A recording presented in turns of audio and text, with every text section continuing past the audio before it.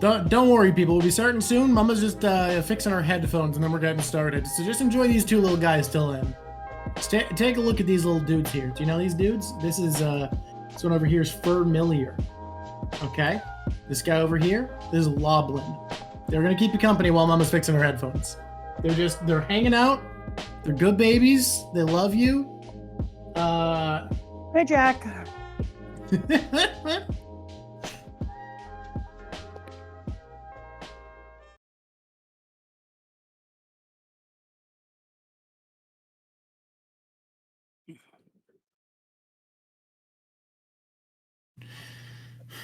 You know what's crazy? I remember to Craigbot and to record time lapses. No one was ready for me to do such a thing. I didn't remember to turn my lights on. A second. Jack, just a minute.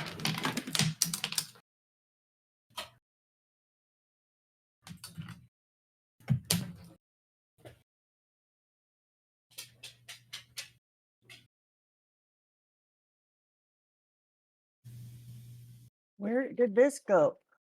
No,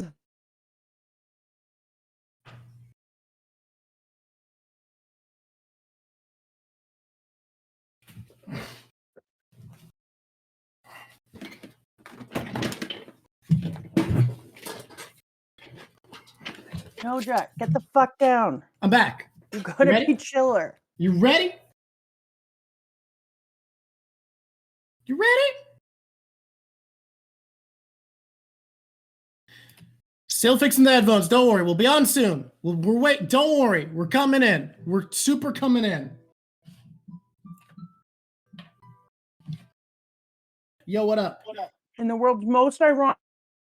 Mm-hmm.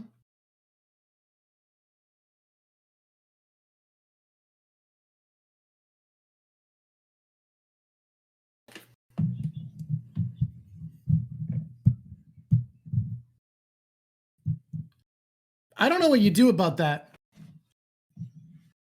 I'm going to explain this to chat real quick. Okay, so Mama's Bluetooth has turned itself off, and her mouse is Bluetooth, so she can't use her mouse to fix the Bluetooth. We're currently figuring out a solution here. We'll be on in a bit, guys.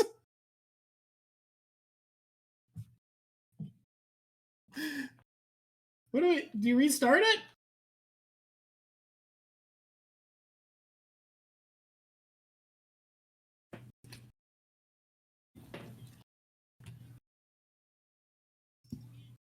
We are restarting the computer. Okay. I'm just gonna turn myself on live, and I'm gonna vamp with the crowd. Hi, people. How are we doing? All right, here we are. That's the wrong pen. Hey guys, I have a review here of the XP pen brand.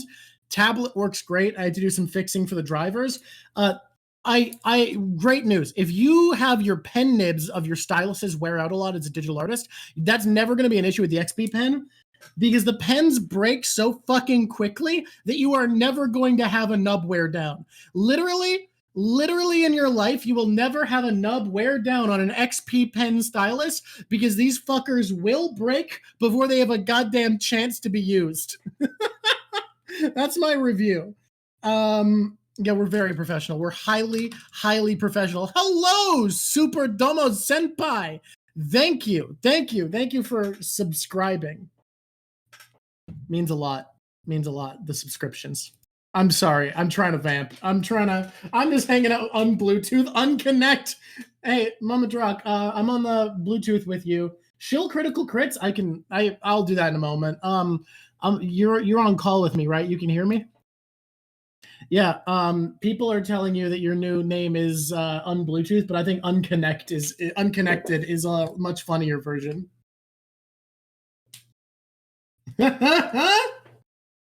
Hello, Curdy Dan. Been a while. Ryoku Askin, I did not say that name well. I'm so sorry. Has subscribed. Thank you so much. 3 months in advance? Oh my goodness, you're incredible. Unprofessional. All technology self-destructs in the presence of unprofessional. That's funny. Mama says rude. Guys, I've got that one riff of the Yu-Gi-Oh! GX theme song that got used at the beginning of the Purple Eyes WTF Yu-Gi-Oh! GX Abridged series. You know the famous one? You know that? I've got the little beginning, you know, the Purple Eyes what the fuck guy. I got that Yu-Gi-Oh! GX riff stuck in my head, and I haven't watched that in years, and that's stuck in my goddamn head. Hello, Wayaki. Thank you. Subscribing 6 months in a row. Incroyable. Do you do live chapters read only on Patreon? Yes, and not that often. We want to do more, but I'm in the middle of packing up my place, so I have no time. We're going to be doing more streaming in general once I'm not in flux, once I'm not in the world of transition. I said it right. I'm not going to do that again, so I'm not going to try, but I'm glad I got it in one. Do you do live chapter? Oh, good. That's the same one. Not read. See, yeah, I'll show crits for a bit. I'm making a critter capture game. It's got great critters, and we're going to show one off to you guys while we're waiting for Mama. It's in the early design stages, but we do have a team. We're working on a battle simulator, so we can get the math working. And I'll show you the lineup of critters we have, because it's very important that everybody see how great one of these guys is. So we got a lineup of critters here. Some of them have official art, some of them have concept sketches. It varies. Oh, thank you, Tom Flamingo. You are incredible. Yeah, moving sucks. It also, moving once you own a place actually is harder than when you're a renter, because you have to like get a place ready to sell and go through a lot more paperwork. Hello, Lunokura. By the way, there's YouTube videos of these coming out soon. Check it out, because it's gonna be fun to go through. It's stuck in my head because I need to get my game on. That's so real. So if we scroll through, you can see a lot of little critters I've come up with. These are going to be in the game, hopefully. This only has the designs I feel comfortable with, that I like. These 3 were designed by Mama, but what's important now is we have to learn about Groused. Look at Groused. Look at this perfect little lad. Look at him. Look at this perfect boy. He's wonderful. His name is a combination of grouse, a type of bird, plus joust.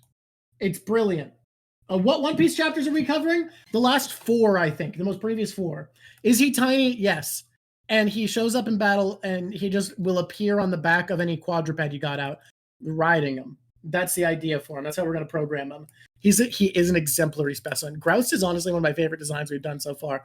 He came up in a design jam where someone suggested a heron and a lance, and then I was like, okay, this is fine, but imagine it's a grouse, so his name can be Groused.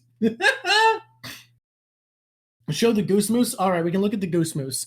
The Goose Moose isn't quite solidified as a design, but we're working on it. I like it overall. This is the Goose Moose. We're working on him.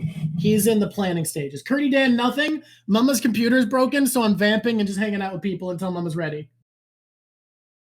You like the hat critter? I like the hat critter. The hat critter's familiar. That's one of the starters in the game. The 2 starters. Show Torturous. Oh, okay. Torturous came up in the design stream. Not that little guy, not that little guy, not that little guy. Not that one for sure. Not the weird ferret, not the pig tuba. No, not the weird bat, not that one. Not that one. I thought I'd find it so fast. Not that, definitely not that one. Where I don't know where Torturous lives, guys. I don't know where in the document Torturous lives. No. Misplaced the tortoise. There he is. Torturous. Will we have breakdowns for each of these creatures in a nature documentary style with David Attenborough voice included? Honestly, if I was doing a 3D game, I might, but it feels weird to do that for pixel art. I don't know why, but it feels really weird to do pixel art. What are my specific design inspirations? More Pokemon, Digimon. Mechanically, it's closer to Pokemon, but it's not like I'm doing what a lot of critter games do, where they kind of treat Pokemon as the template and just stick with it entirely. The main thing I'm taking entirely from Pokemon is types. Oh, Hello? You're working. Okay, we can stop now. Torturous is great. Guys, we did it. We vamped. Yeah. Yeah, Pokemon is the critter game I like more, so it'll be closer to that. Design-wise, I don't know. I like to have my own design direction for stuff. Groused is so cool. I love groused. Groused is. Okay, Have you seen groused? Before we start, have you seen groused? I need to know things before you go off. Okay, but look at groused. I can't see anything yet. So, How do you? So, do I sound to other people like I'm in a feedback loop? No feedback loop. You sound like not quite as good as sometimes, but perfectly acceptable. Okay. Inaudible. Oh, I gotta bump up your audio so they can hear you. Mama's audio's been bumped up. Try talking. Hello, it's me. That's too loud. I'm gonna crank you down. All right, rude. There we go. Right volume. Did we stick with Smago? We did stick with Smago. We can go take a look at Smago real quick before we start. Look at Smago. Everyone, I love Smago. I love Smago. Hype chest. I got a hype chest. Hell yeah. You need to re-show mine. I heard you not showing mine. Not showing what? Your critter? I mean, I showed your critters. Mama came up with Catacrest. This is a literal mountain lion. So it's a cougar that is a mountain. Misker, the little form of Catacrest, and Earthsticks, which is a really cool critter who is a bear, a skeletal bear made of cedar roots and cedar leaves, who stores the souls of the departed in its body to tour them until they're ready to return to the earth so that they can visit their family and are protected by a guardian creature. I love that lore for Earthsticks. And then you have Groused. He's a grouse who jousts. He's a grouse and he jousts. Oh my god. Look at him! Is this what you guys invented the last one when I wasn't on? Yeah. Look at him. Look at Groused. For sanity, Mama just read the required chapters because we've both been busy lately, so we didn't go way beyond. She's still quite loud. I'll lower her a bit. More importantly, because we're reading together, I'm always like, if I want to read ahead or do something, I'm always You have to tell me. You do have to tell me. Every single time I do that crap, I also have to make you do that crap, and you're in the middle of moving, so then I feel like a jerk. Like, oh, okay, now we're all doing this. I'm trying to find the right chapter here. Book. Big pages. Okay. I think we're on 56. There, I found it. I found what we're drawing. I just needed to find the art. Oh, show Mama the designs they came up with. Oh, they came up with so many. Do you want to see the designs chat came up with on that day? Yeah. Okay, we'll do that before Undead Unluck. Just quick critter jam. We're gonna go through real quick. Real quick, like. You hear me? Yeah, well, okay. Yeah. Okay, so this is Tortoise. I accidentally drew him the wrong way. He is a tortoise with a lily pad fortress on his back, and the lily is a castle/royal family that cast magic spells and command the turtle. Is that in a leg hold trap? That's what it looks like. Is that in a what? No. It's a lily pad that's a fortress. It'll be clear when it's green. Okay. Yeah. This is a bighorn sheep motorcycle that holds a boulder to be the front wheel. That's amazing. No, that one was just some of these I didn't stick with enough to want to talk about. They were just like attempts. This is a marmot with a sand cherry bush for a tail. I don't think I'm going to stick with them, but I really liked the woodpecker one with the. I didn't like the woodpecker. Look, they're not all going to stick with it. Some of them were the rough models to reach the true glory of groused. I can't believe your people came up with ideas. This is a honeyed badger. You chose groused. I like the honey badger. It's a honeyed badger. It's a zombie badger controlled by zombies. Oh my god. Come on, that's funny though, right? That's funny though, right? Yes, but you already have a huge honey and bee. We got a lot of bee theme, don't worry. Yeah. This one is the moose goose. It's a chimera griffin that's part moose, part goose. Well, that's useless because as every Canadian knows, Canadian geese are the ultimate in weapon. You don't need to improve upon them. This is a swan and elk hybrid. Okay, that's cool. I do like having the goofy waterfowl and the goofy deer I forget what the deer family's called. And then we got the elegant deer and the elegant bird to get waterfowl together. This one's great. It's a Fabergé dragon egg that turns into a drake that disguises itself as a pile of treasure on a red carpet to attack that's people. amazing. Yeah, that was someone's idea. I didn't like it at first. And then I drew it and was like, actually, you're a genius and I was wrong. I was a fool for disliking your idea. Did you say I was a fool out loud to the entire audience? I admit I'm a fool all the time to chat. Chat knows that. Critter streams, I'll constantly admit when I'm wrong. Doesn't matter. I would still like to hear it. So I think we should make a compilation of you saying you're a fool.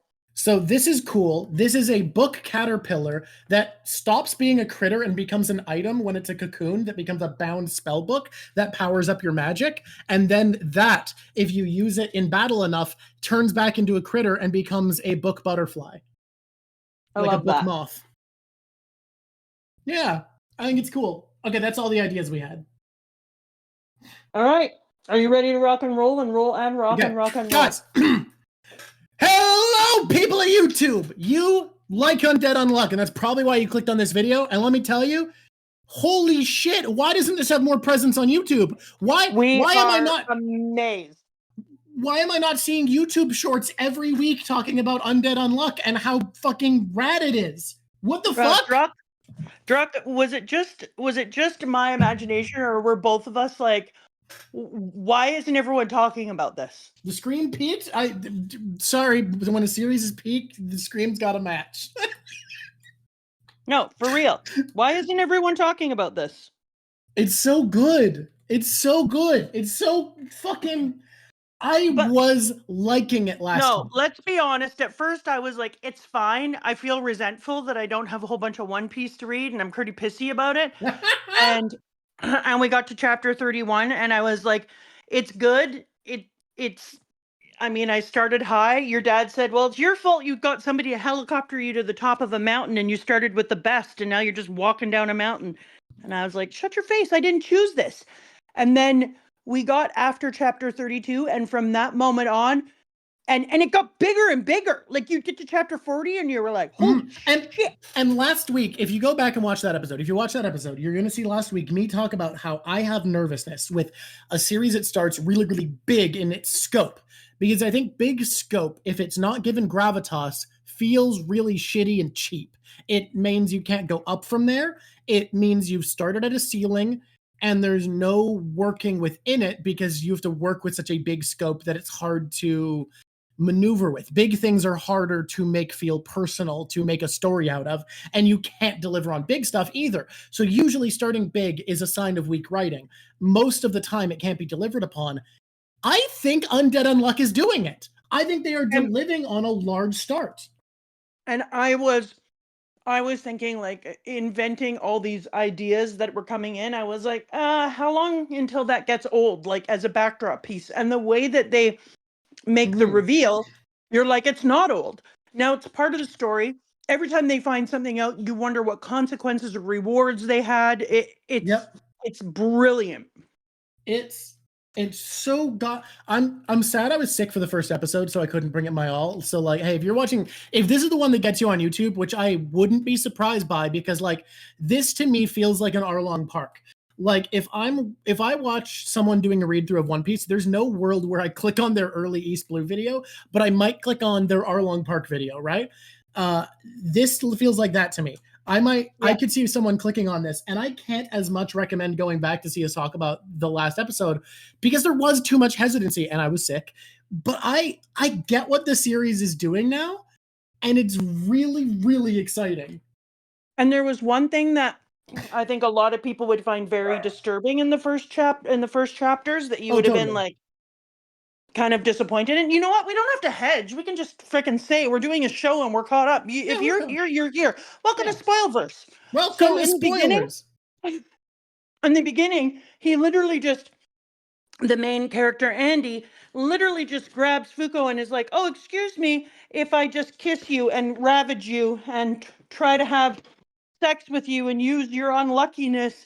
And you're like, oh, Jesus, no. But I want to stand by that. I think as much as it's terrible, it's not a bad choice narratively, because, like, part of what's interesting is that having to make her like him forces him to consider her and forces him to snap out of his I'm a silly Deadpool mode that he's come to from all of his endless life, which I think is way good. more than that.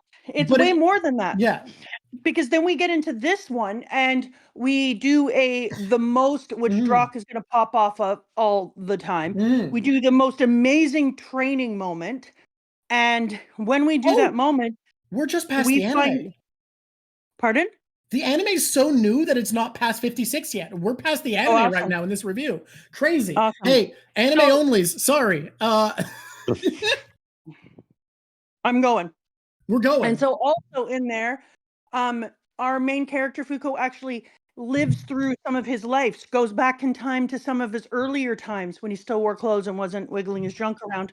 And we see him and he's never smiling. And she has this feeling about, I just need to make him smile. And she lives many, many lifetimes with him and goes through all these changes, but they never kiss. And then she tells him before she disappears, when we meet again, we're going to meet on this date, August 20th, 2020, or August whatever, 2020, and you're going to see me. And so when he sees her, now that you understand that she's lived through his mind and his lives, you can kind of feel this reaction that he'd have all these years that he waited for her to come back. And even though she doesn't have quite the same feelings in the moment when she first jumped off, now I thought the way it was explained was that this wouldn't change the past retroactively. Like, this didn't happen to him. No, but it felt like it changed his soul. That's what they kept talking about. And her soul connected to his soul. And he had that feeling. It's, oh man. He was unhinged and inhuman at the beginning of the series in a major way because he had lost his connection. And I genuinely think like there's something nice about him having to be liked by Fuuko. Okay, should we just get into like the beat by beat narrative? Yeah, we know Kerbex. It's not her that has them. That's why it's so weird. It's him that has them.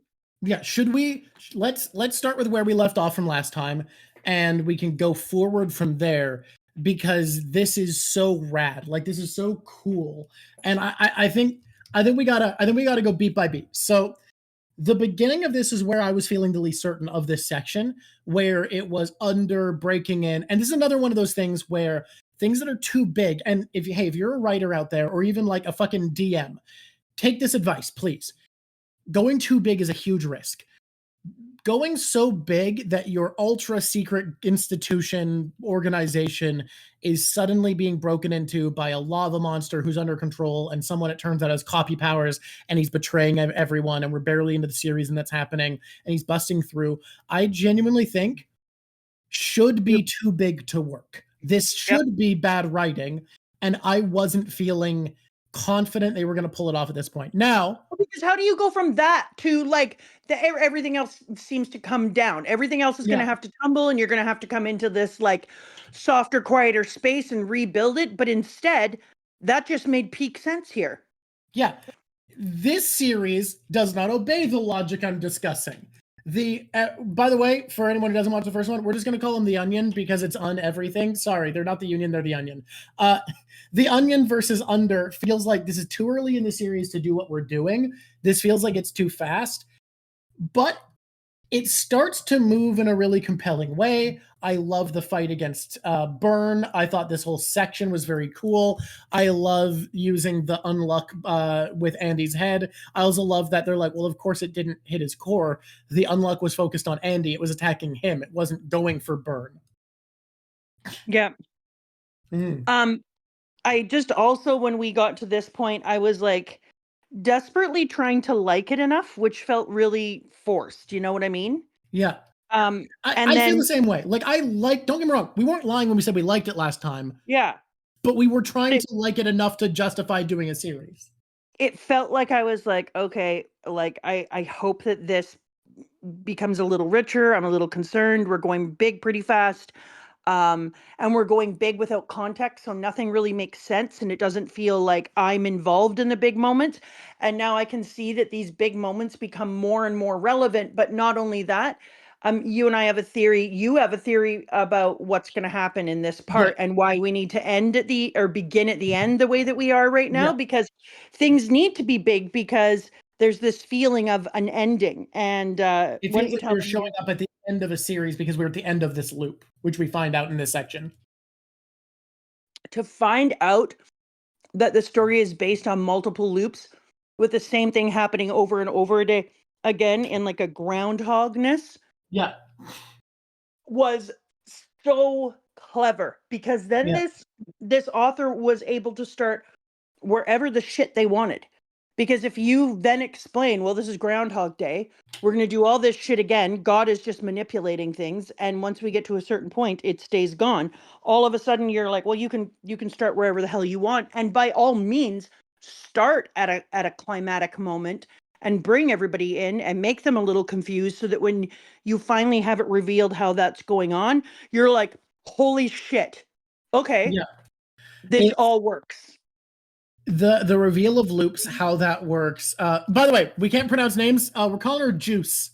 Fucking deal with it. The reveal of the arc from Juice was fantastic.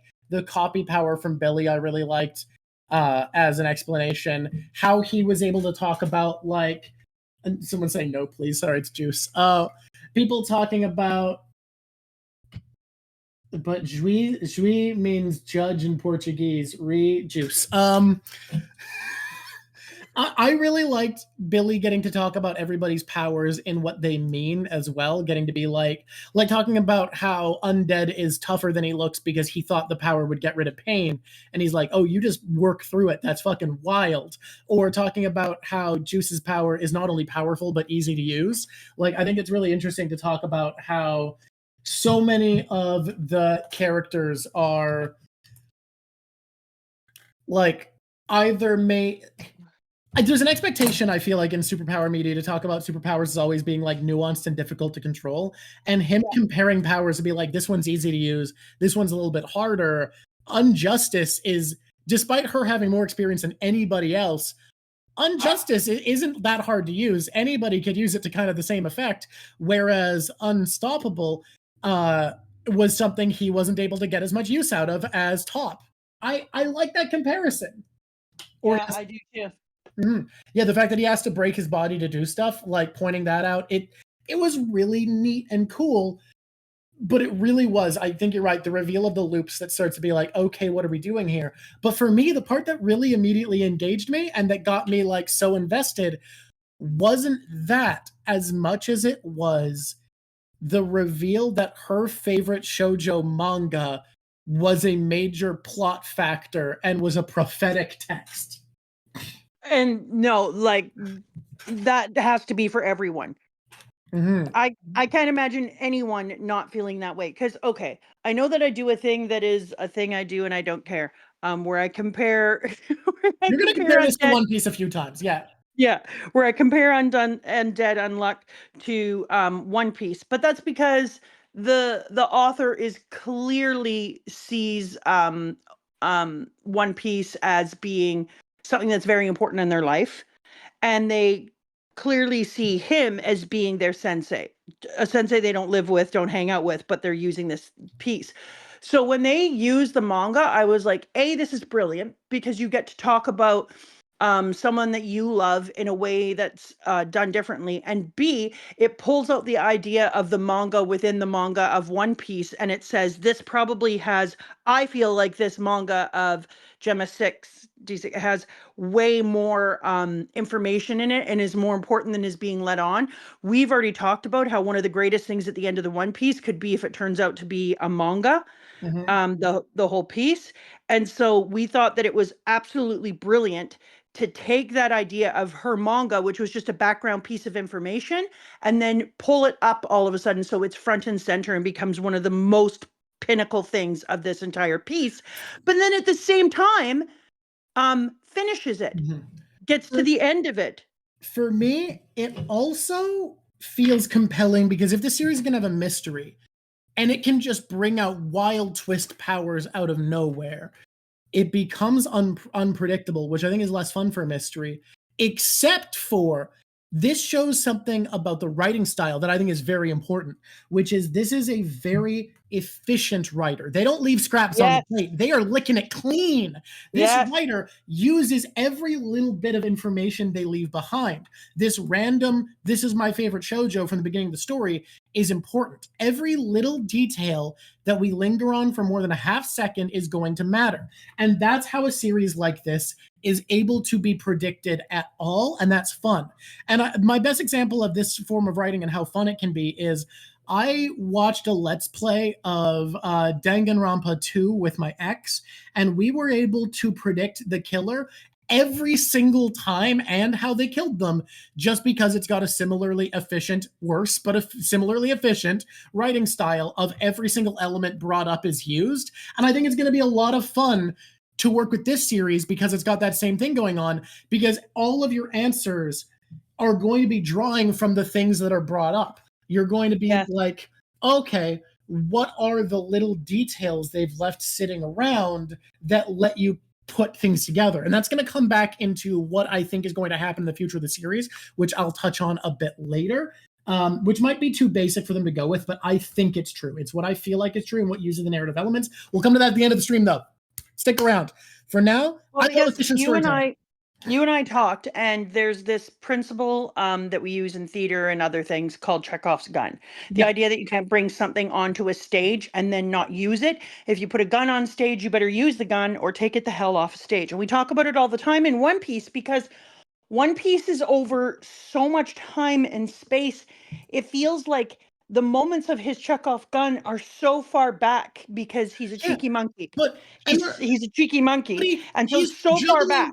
But he's juggling so many guns that you can't predict. Like, exactly. So we're like, is this a Chekhov's gun? Is this a Chekhov's gun? You can't know what's a Chekhov's gun and what's just a piece of world building because Oda is trying to build an entire world, and he's a genius world builder. But I will say, a lot of what makes One Piece unpredictable is while all of the elements that come to fruition are something he tossed up earlier, he's tossed up so many things, whereas the unpredictability in this, he's not tossing up as much, and he's making use of everything still, which should make it more predictable, but the powers are so wild and can do such crazy shit that you still can't predict it fully. I think the thing with One Piece, though, is because it is so long and he puts so many guns on the table that after a time, you're like, forget about some of the guns existing. Unlike a dramatic piece where you're going to see the gun the whole time.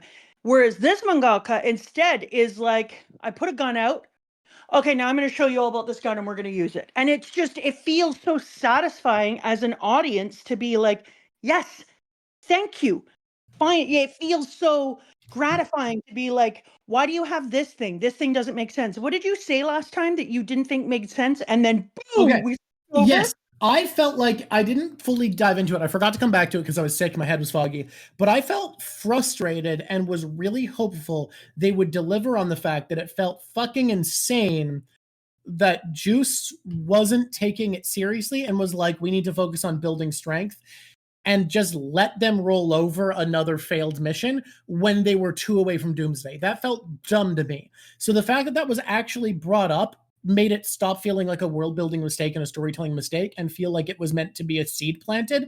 And like the amount of confidence you can have in a series where you think it's a type of series that will just not make sense and not give a shit versus a series that when something doesn't make sense, you're supposed to question it is immeasurable. It is so difficult to explain.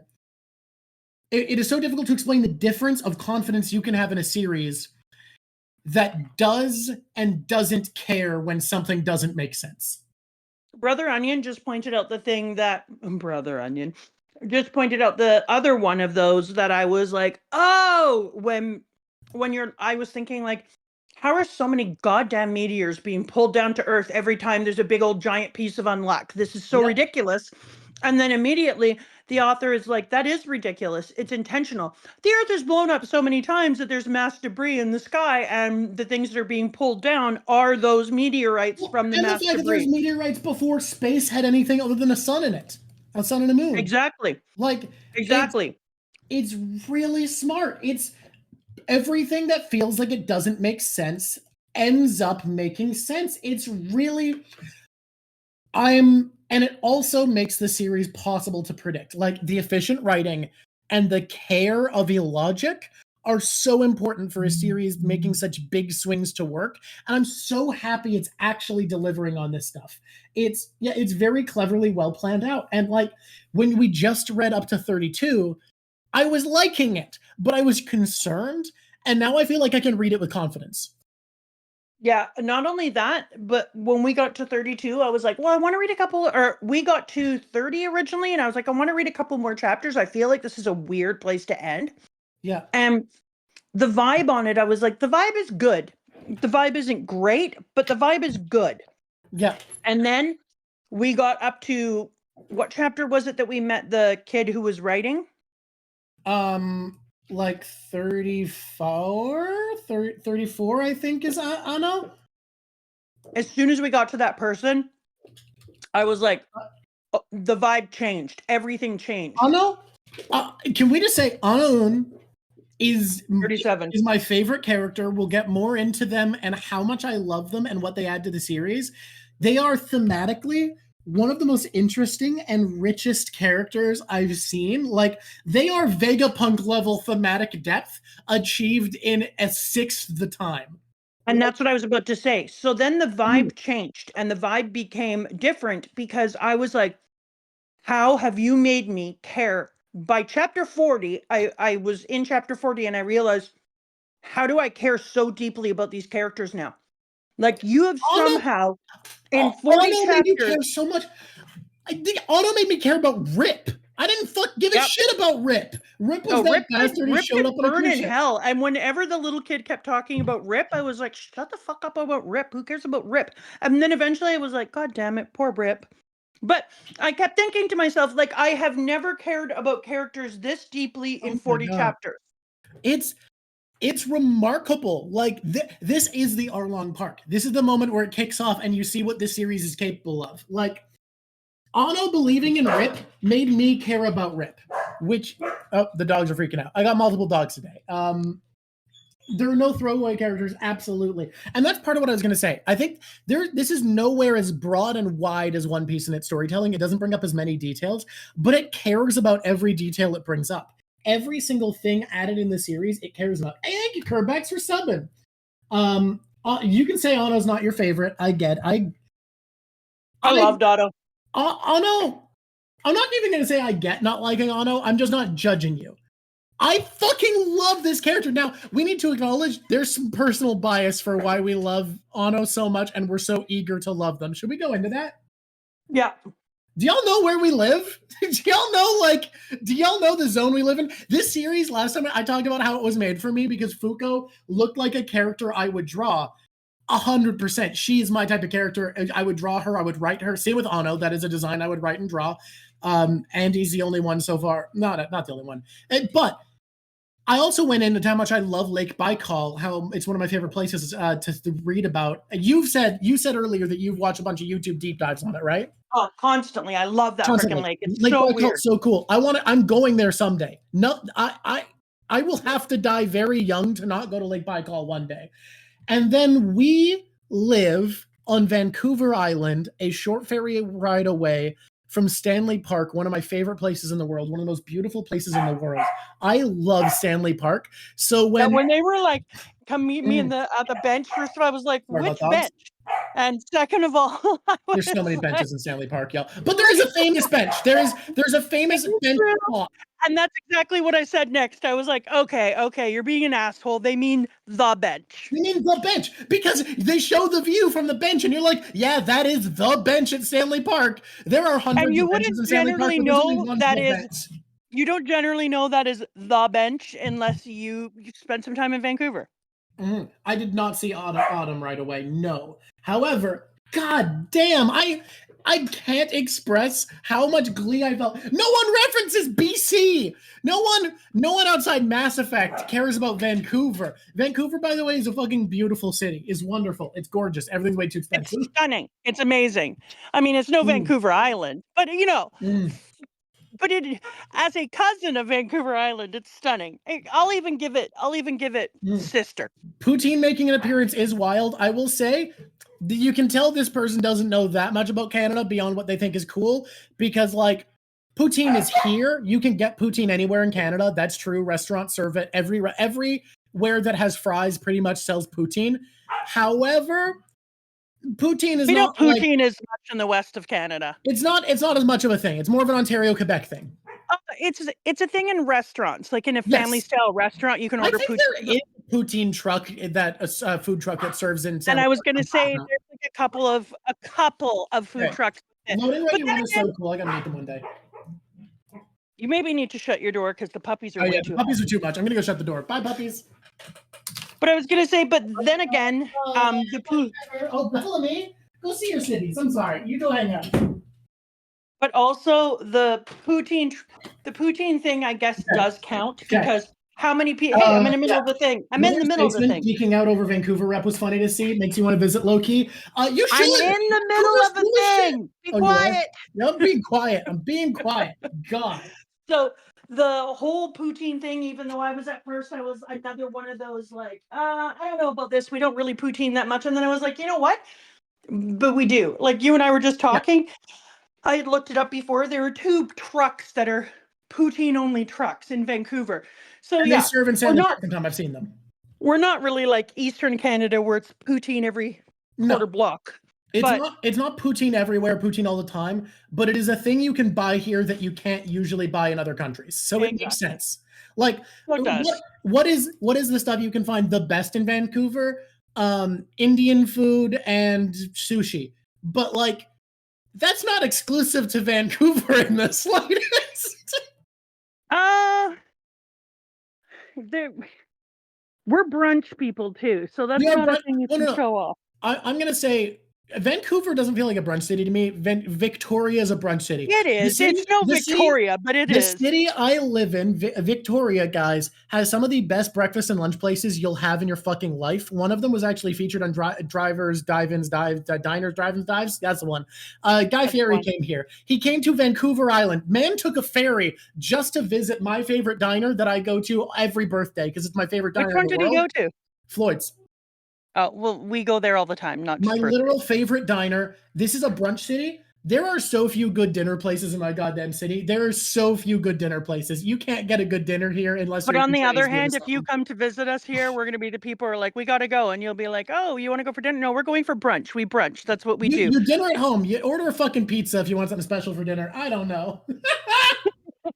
Okay, so when they went there, I also loved it because I felt like the world was so inclusive, but the world usually isn't inclusive in this way, so it felt like we were so special. It's always fucking Toronto. Yeah, it's always Toronto, but also just Canada in general is so exciting. Stanley Park more exciting. So of course we were biased to love Ano because they picked fucking Vancouver. Who does? And then the other reason that I liked them immediately is they had this lightness and this soul to them that was like beautiful and light and glorious and a single parent, but they had an amazing life and they weren't trying to be like, mom is a terrible parent. And you're like, no, they're just a single parent doing a really good job with a beautiful relationship with their kid.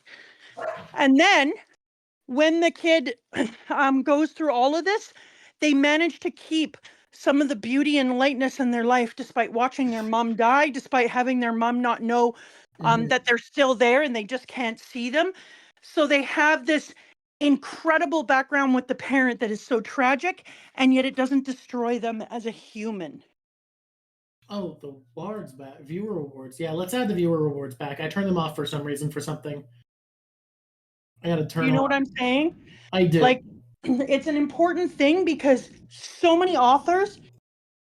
What does that sound? I'm just adding some stuff back. Don't worry about it.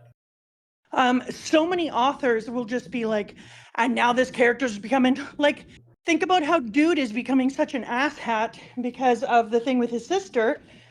Whereas this character is just like maintaining their humanity through tragedy.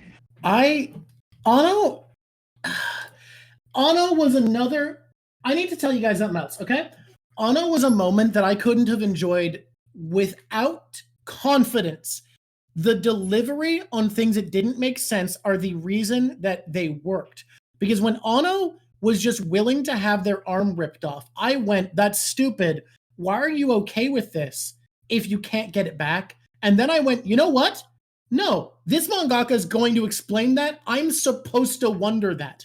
I'm not supposed to critique it. I'm supposed to be asking this question because this series delivers on its questions. And the fact that they were able to come back and answer the concerns I'd already had, let me enjoy this character. This crazy fucking bastard who's just willing to have their arm ripped off to prove a point. I wanted to be like, that's dumb, but I went, you know what? Let's see what's happening. And it delivered. It was a question that was satisfied. And I'm so That's what I'm speaking about with Otto's personality, is that because he was such a good and a person whose lessons from childhood and from love from childhood stayed with him, when he talked about his selflessness and went through this, and he didn't talk about it, but he just lived a selfless act, I was like, that makes sense. This is a person who they left so much humanity in that he was able to say to Juice, I'm sorry, you're wrong. Now is not the time to play it close to your chest. If you got these players in, now is the time to go for the throat. But, and even that, before you got revealed the backstory, just saying that to Juice felt like such a endorsement of what we were reading, that this was a story. The story we're reading is something this person loved so much that they made it their way of communicating with the world. And that they loved these heroes so much that they needed to intercede. They loved the heroes they were reading about and were just like, yeah, you should trust them. They're incredible. I'm so sorry about the dogs, guys. They are just wild beasts. My sister just had babies. She can't take her dogs to the park, so I gotta watch them sometimes. And my brother-in-law just did a 50K mountain run, 50-mile mountain run yesterday. So he is dead and cannot exercise them. So they are living here. Okay, they're worse if I don't open the door now. They've decided they're slamming against the door. Hopefully they get better. I'll be back. You guys are terrible. Terrible dogs. Hello, my boy. You're right. You don't need death, bloodshed, and abuse to have trauma. But I'm going to say, Anno, I don't think is a great example of what you're saying, that you can do that without trauma or whatever. Because, like, this series has a unique ability to make tragic backstories by the fact that its power system is inherent. Should we talk about this now? Is this a good time to jump into this? Yeah, go ahead. This power system is inherently structured to give beautiful symbolism, which I suddenly see why when I talked about the power system I wanted to do for a comic book, people said I should read this, because my entire idea for a comic book was the powers would be based off of how people perceive power to be. Whatever you think of power as, your power is based off of. That's why when I would mention that, people recommended this. It's not because the power system is similar to my idea, but it's because it has the same result of it is built for thematic exploration. Because each guys, please, dogs. Okay, let's give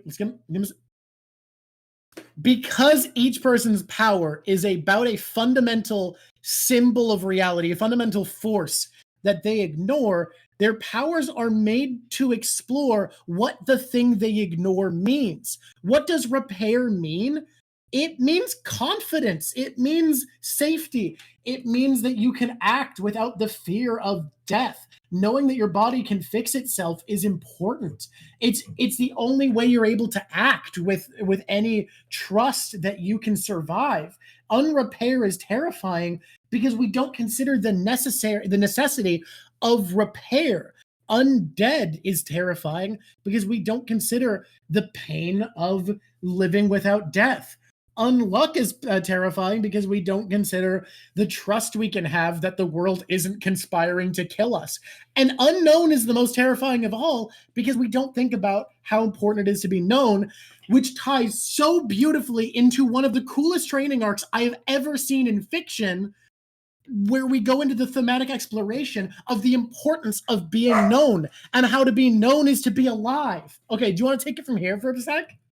Yeah, because when we were talking about the being known too, it wasn't like they understood more than anyone else in the entire world what not being known meant. It was better when you shut the door. We couldn't hear them banging it. What not being known meant.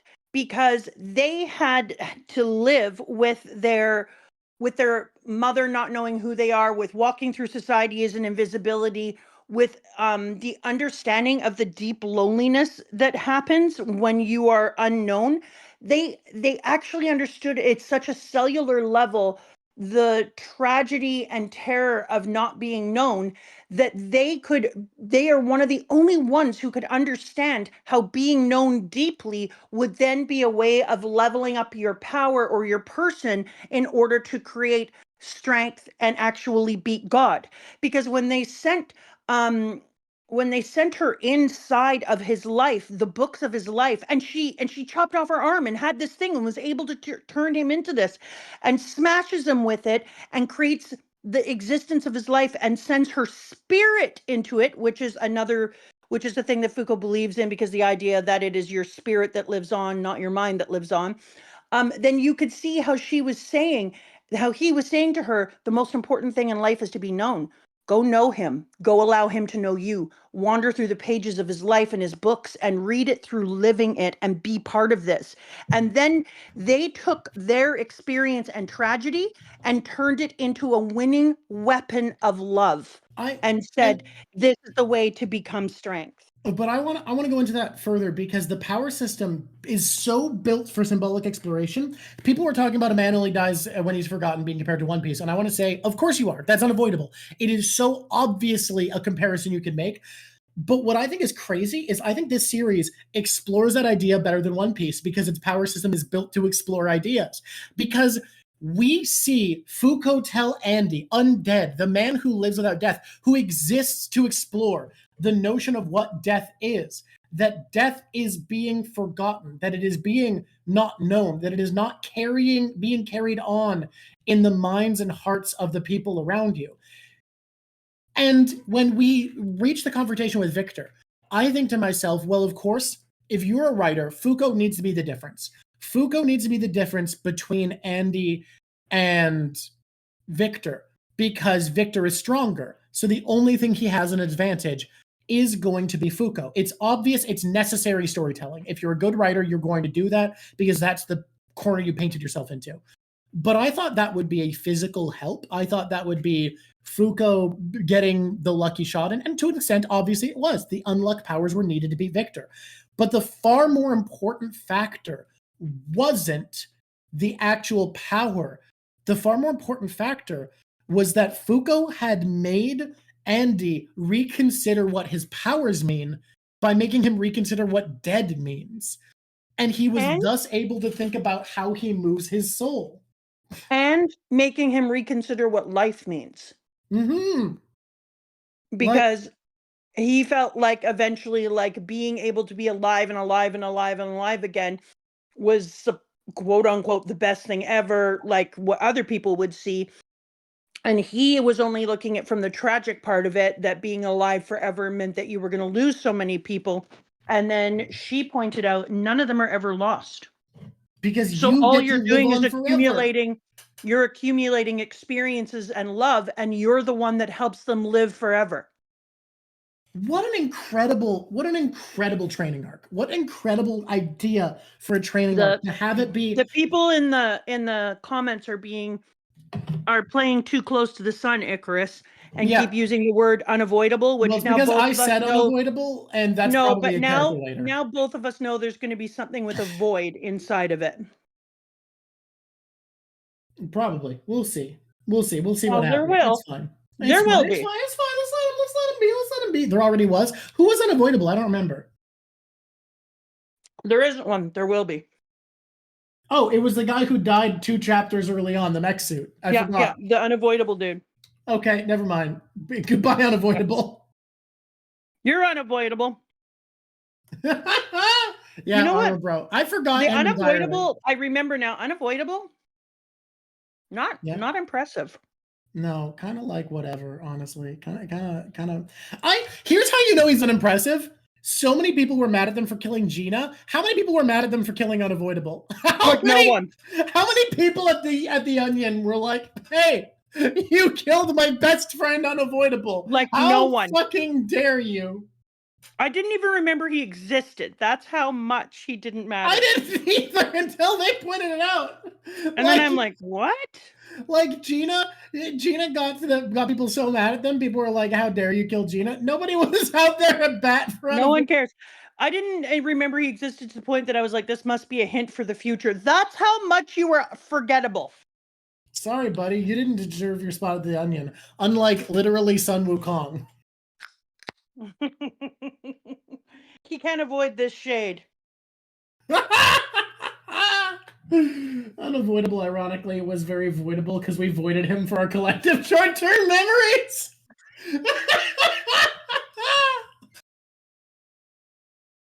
That's so fucking funny, though. What the fuck? Oh my god, I'm so sorry, character. So sorry. Also, That's so not good. sorry. Someone said earlier that the first 7 chapters feel like they are from a much worse manga, and I agree. Sorry, Unavoidable. You're from a different manga that's not as good as the one we're reading now, where Ano exists, and I love when they them. said that if you get past this chapter, you're going to be in a different manga, I would say that it's not chapter 32. I would say it's chapter 34. Yeah. That when I got to chapter 34, I was like, oh, we're not even in the same realm now. It's the power system's so interesting because I think when it comes to a power system that I like to think about for fighting, for combat, for what's cool, what does cool shit, I vastly prefer Devil Fruits and Nen from Hunter x Hunter. I think Nen from Hunter x Hunter is perfect. It's brilliant. There's a reason that Naruto's chakra was just Nen but worse, Nen 2.0. That being said, I don't think I've ever encountered a power system that felt so ground up, built to explore themes. We got a few comments when this started, and I feel mixed on this. There were some comments that were like, I don't know if you're really going to enjoy it that much. It's pretty good, but like, it's not thematically that rich. And some people saying the themes and symbols of this series are my favorite part. It's so deep and people don't talk about it enough. I agree with the latter. I think this is brilliant. I think it's so well done. It's simpler than One Piece, but it's I think rich. The reason they say that though is they don't point out the thing that you were pointing out that we were talking about earlier. And I think that this is something that if you read it with this kind of glaze on your eyes, it makes it more fun. Is that in order to be on something, it is the negation of what that thing is. So unhappy, you would first have to think of all the things that are happy and then take all those things away. And I think people just see it as being this like single layered thing, like, oh, they're unrealistic. Well, you only think of it in one concept, but realism means so much. So you could take away somebody's sanity by making everything feel like it doesn't really belong there. Like, and this mangaka plays with those ideas to the like the way that we always talk about this character use their design or their hockey or their devil fruit to its maximum ability. Almost every other than Unavoidable, almost every single character in this uses their unskills to the nth degree and are constantly seeing like what does the opposite of that thing mean. Oh man, it's so interesting. The fight with Autumn didn't matter to me at all in terms of what moves they'd use or them having to work together, bringing back the artifact that aged Rip back to his former self, even like from like I think there are manga that the fights are super hype for, and I think One Piece's fights are a little bit more hype than this, but I cared about it in such a different and deeper way because like I don't give a shit about Rip as a character at this point, but Ano explaining who Rip is, from having loved this story they've read, from knowing the world and knowing what would happen and thinking that Rip is amazing, made me so fucking happy that they were able to help Rip just as much as they were able to help Fuuko and Andy. It was beautiful. The fight manages to be so goddamn beautiful. No, that one is more beautiful way. Because the Rip piece for me, I cared about Rip even more when they said, I know how much you love a beautiful character, mama. And then they were like, and then they used the machine and said, so I'll give him back to you or something. And then she aged Rip back to where he should have been. And so not only that, he loved the characters who weren't just Undead and Unluck. He loved them all and clearly had this special place in their heart for Rip.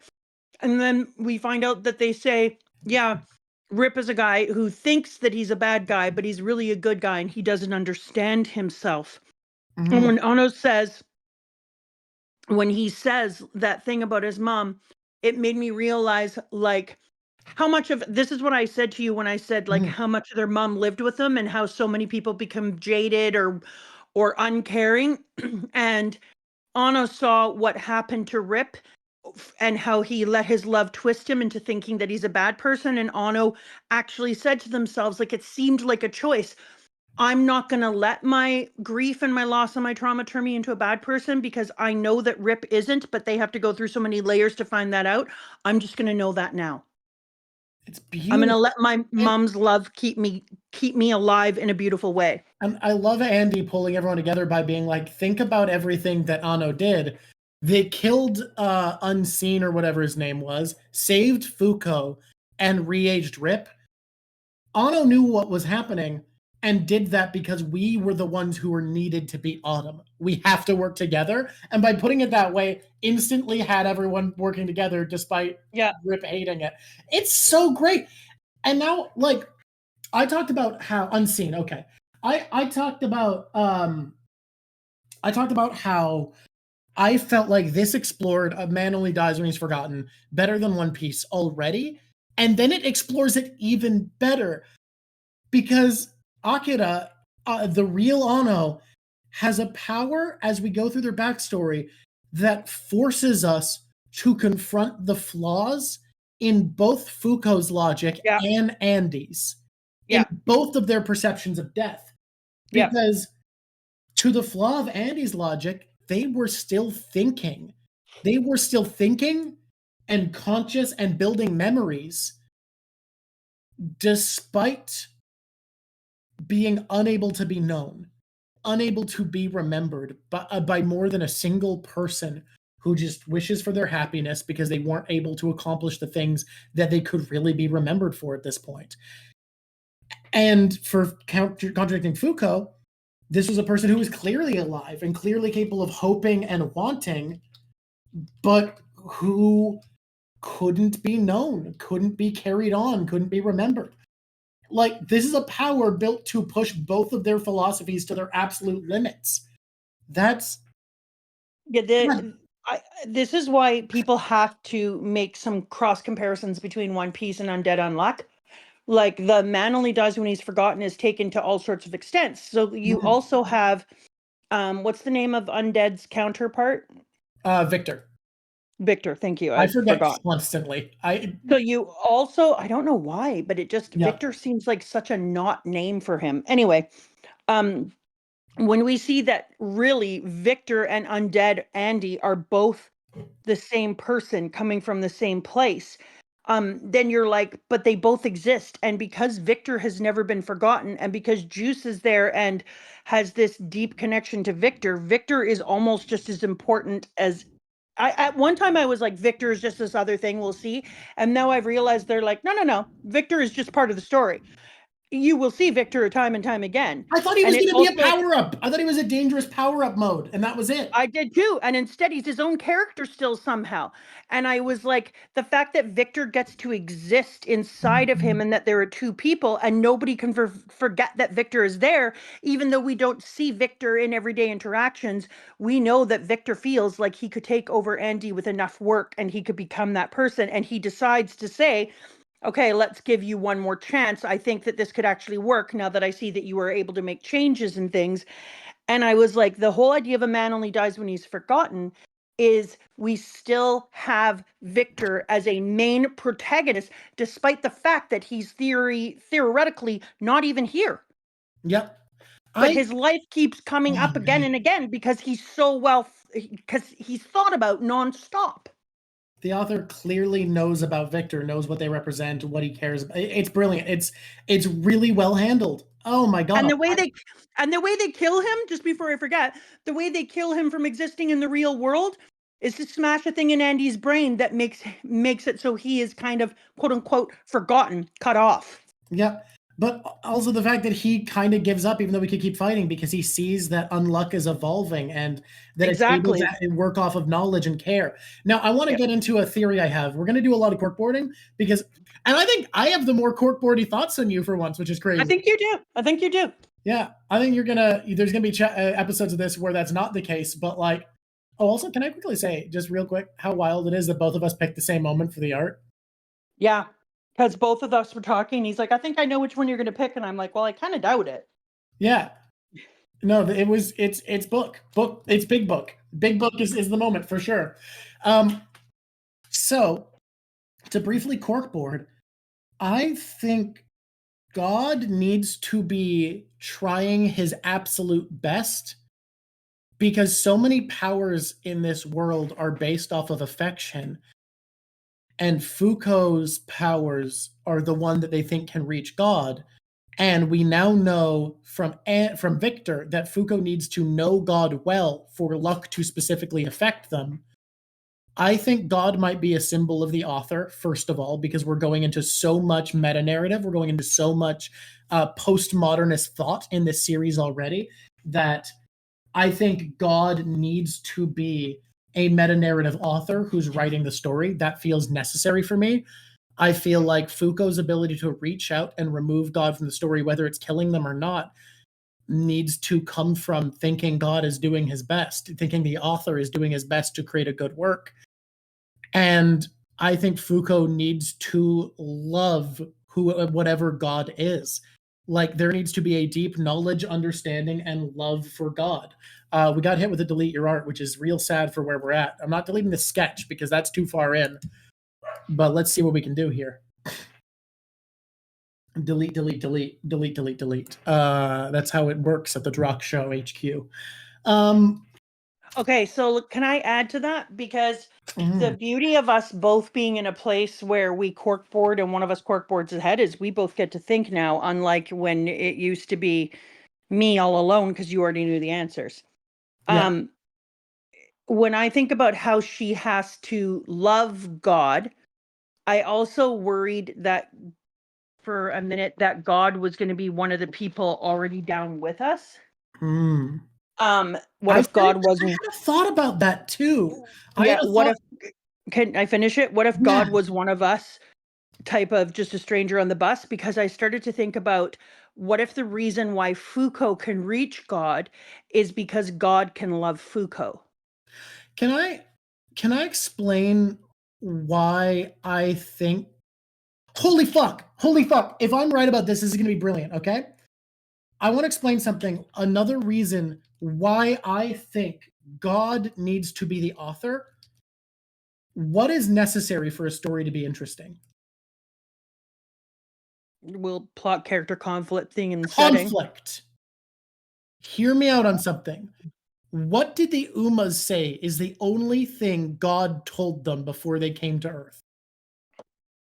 Don't remember. The Umas said all they know is what they were told by God is to cause suffering to humans. They had to live by their rules. But it was just to cause suffering to humans. That's what they were told to do, make humanity suffer. That is what they were told. They are conflict forced into the world, coming with a concept. They are a concept and conflict itself. I think, holy fuck, if I'm right, this is amazing. Everybody, this might be incredible. Hear me out on this, okay? You do not know how to predict. This is not how you predict. No. So many brain blasts are happening at once.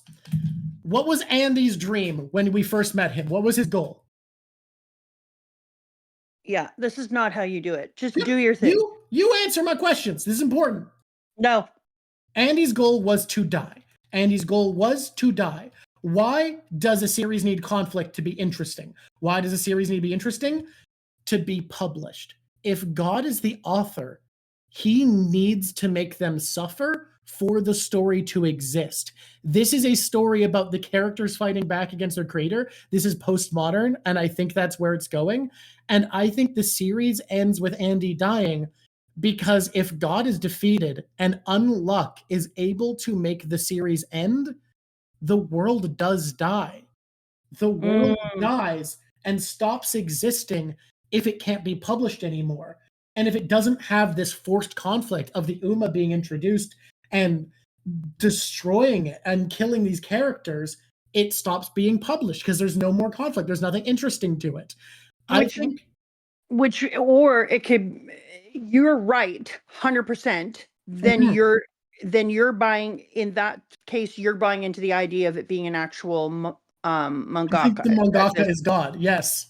Yeah, and that the upper level mangaka would be a god. And so you're on some more reasoning. This is going to be some Matrix ass shit. Like, it feels like we were in the Matrix last time when I said that, and I felt like maybe I'm talking off the hinge here. But then I said to you, I'm still worried that it's Matrixy, and if you're right on this, that's beyond Matrixy. But it's not just Matrixy, because Matrixy is this isn't the real world. That's different. Like postmodernism. Character versus author. Let me tell you, you know how I've said this person has writing sensibility similar to me? I have a script half written that I want to come back to and finish one day called Escape from the B Movie. That is about characters who are sucked in from properties they've been purchased from by a producer who inserts them into his B movie franchise from back when he cared about what he was doing. And it's about characters trying to get back to their original films that they were pulled from, et cetera, et cetera, et cetera. So this is absolutely the type of shit I would do, which, yes, I am using as reasoning, and hear me out on why. Someone earlier said that the relationship with Akira and his mother is based off of this guy's relationship with his mother, and we are actively doing a show about you and me reading manga together. Coincidence? Yes. Okay, but when I was looking at it, I thought that, ironically, the thing that added up the most to me was video game. Because when we looked over at the wall and it had all of the things that were already gone from missing different things that they were supposed to take care of, and there was only one left, that felt like you fail a freaking level in a video game, and now you have to restart it. I stand by. If I'm right and the series is about an author trying to keep his characters he loves alive by making them suffer, I think that's actually brilliant, and I hope I'm right. Yeah, I think it would be super, super cool. I think that it could be video gamey. Hi, Lily. Because I feel like it's literally saying on the thing that if we don't reach this one, then we don't fix this level, then we have to go back to the beginning. Okay. Your father just came in and is trying to figure out why I'm laying in bed on my iPad doing this. My computer turned off its Bluetooth, so I can't use the Bluetooth wireless mouse or the keyboard. Was it from the bed reassembly? To turn it back on again. I've already watched Let's Plays of the first two Danganronpa, so Mama wouldn't do that anyways, but how we would do that is Mama would play Danganronpa while I draw. That would be easy as hell. We could absolutely do a Danganronpa review. Doesn't it feel like a video game in so many ways? In the way that these characters are trying to fight their way out, in the way that Red Potato says hi to you, in the way that he's not in here anymore, I just realized, in the way that there is a certain number of failures you have before quote unquote reset back into the exact same loop. How different characters can die, so every story can be slightly different, but it's the same thing, and now they're breaking that loop. Yeah, no, I agree it's video gaming. I'm standing by currently my theory that it's a manga, especially because someone just said, and this makes me more confident in it, that the one-shot that got Undead Unluck serialized was a one-shot about Fuuko trying to get Undead Unluck published. What's a one-shot? A one-shot is your first attempt at a manga before it's ready to be serialized, where you show like a concept piece that's one chapter. One Piece did like 3 of them, called Romance Dawn something else, and then a different one. Okay, interesting. That feels like evidence to me that this might be highly postmodern and we might have characters versus author. I don't hate this but I also think that you could have a character versus author in a video game. You could. I don't think these ideas would be mutually exclusive. Oh, the one-shot Fuuko writes a story is the real you want.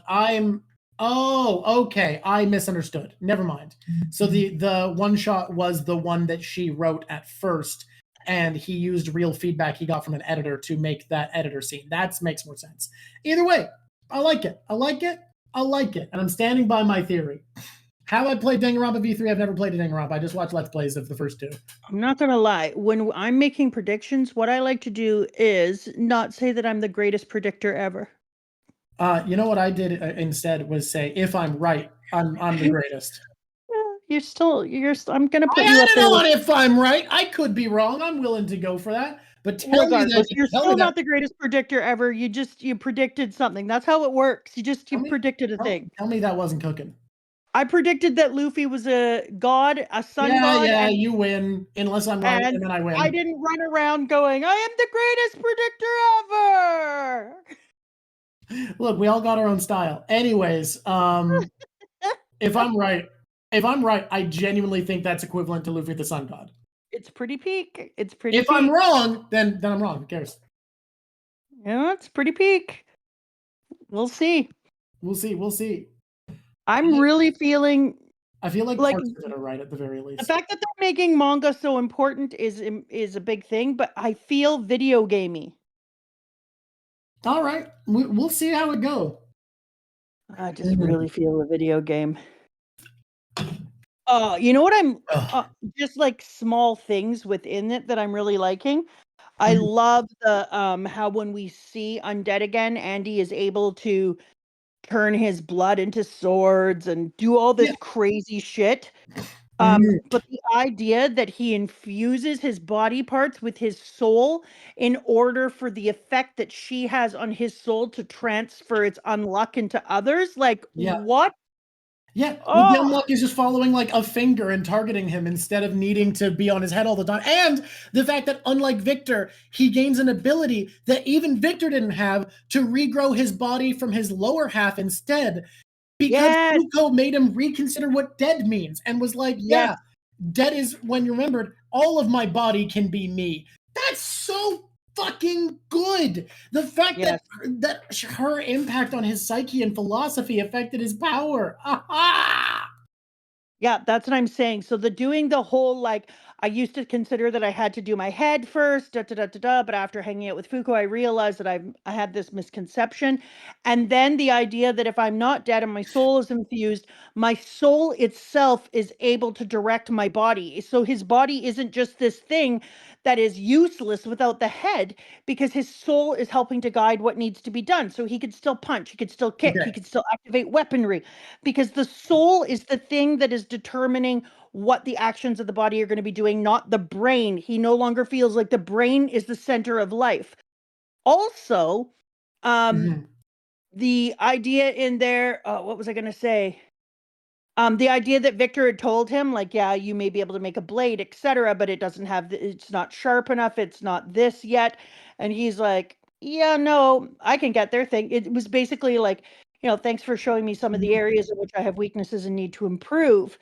But the idea that he could package his soul, that his soul could come in chunks, because he puts some in his pinky, some in his thumb, some in this. And so he sends his soul into different aspects of his body to take them off. I was like, that is brilliant. So now we get to see the soul is not being a whole package. And that's another thing that felt video gamey to me, because when you think about video games and you look at like a health bar, and I think of it as a soul bar almost in this one, it feels like you can break it into chunks and you can take some of your health bar or some of your soul bar down and put it into a finger. And now that finger has partial soul and shoots off. And that's another thing that made it feel very video gamey to me. Oh man, it's so good. It's so good. The God giving plot armor to his characters to beat him is another reason that I think God has to be a character Fuuko loves.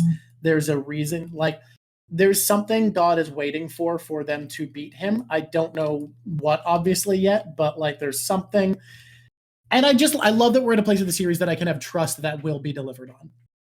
Yeah, I do trust the author now, and that's nice. It lets us enjoy things more.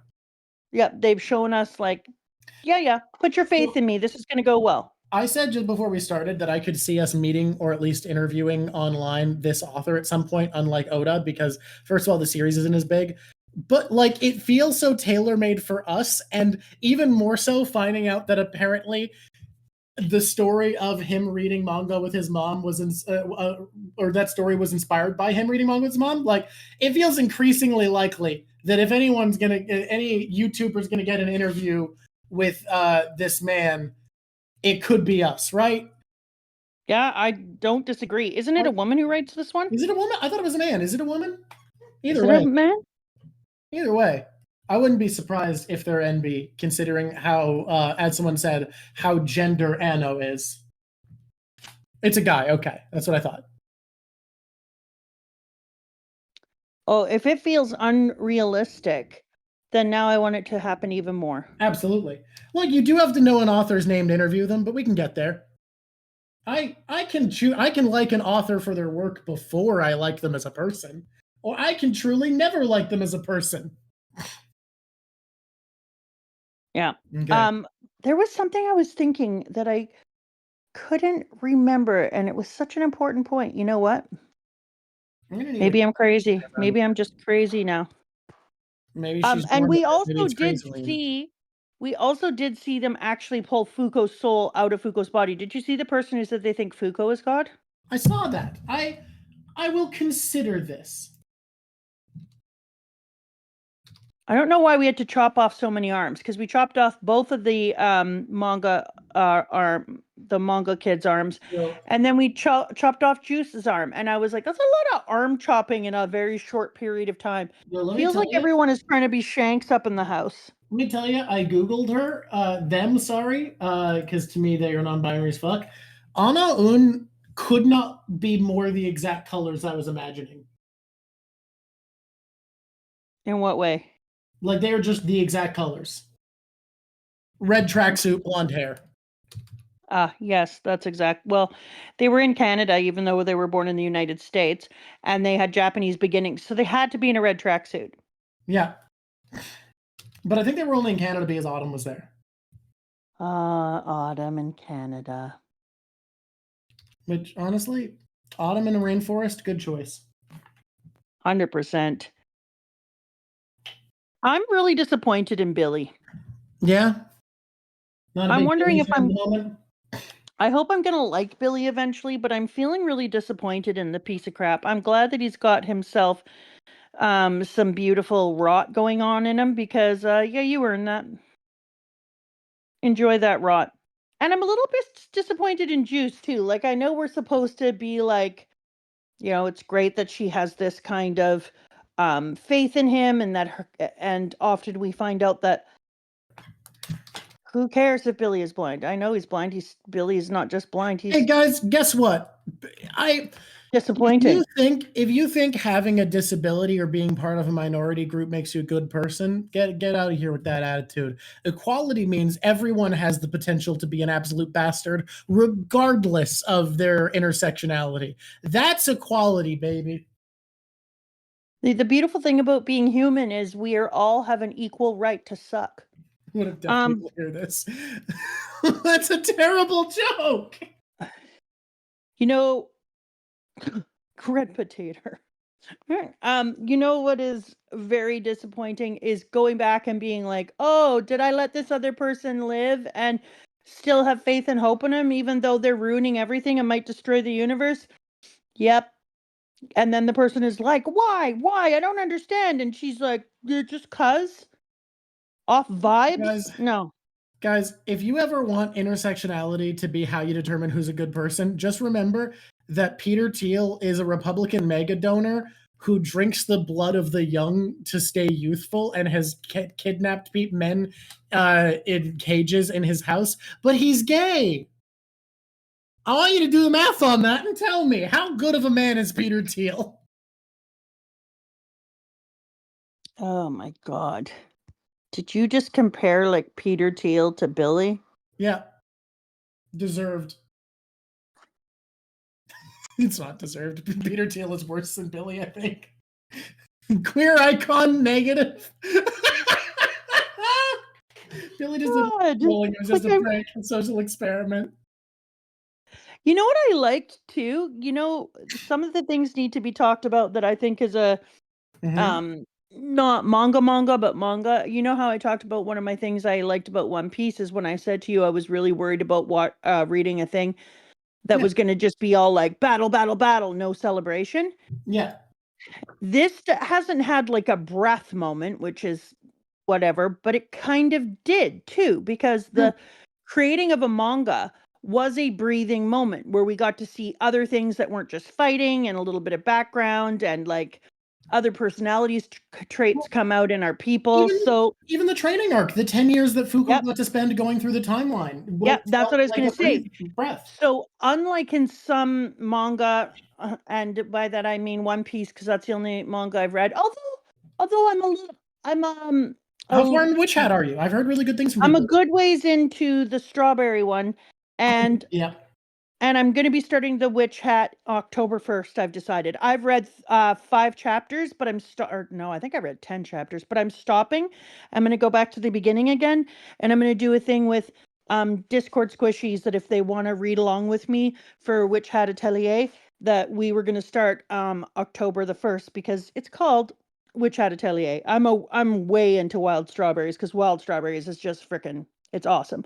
But in those ones, when you have breaks in wild strawberries or especially One Piece, it feels outside of the context of moving the plot forward, whereas the breaths in this one are still moving the plot forward. There doesn't seem to be any wasted space or time. And don't get me wrong, I think the parties are fun. Yeah. But there is no wasted space. This is very, very efficient storytelling. Like we said earlier, everything constantly feels used. Yes. Mom had Atelier. Is very aware of its space. Yeah, and it does it in a beautiful way that, you know, we've got the training arc. It's moving things forward, but there's quiet moments. And the making of the manga was just fun.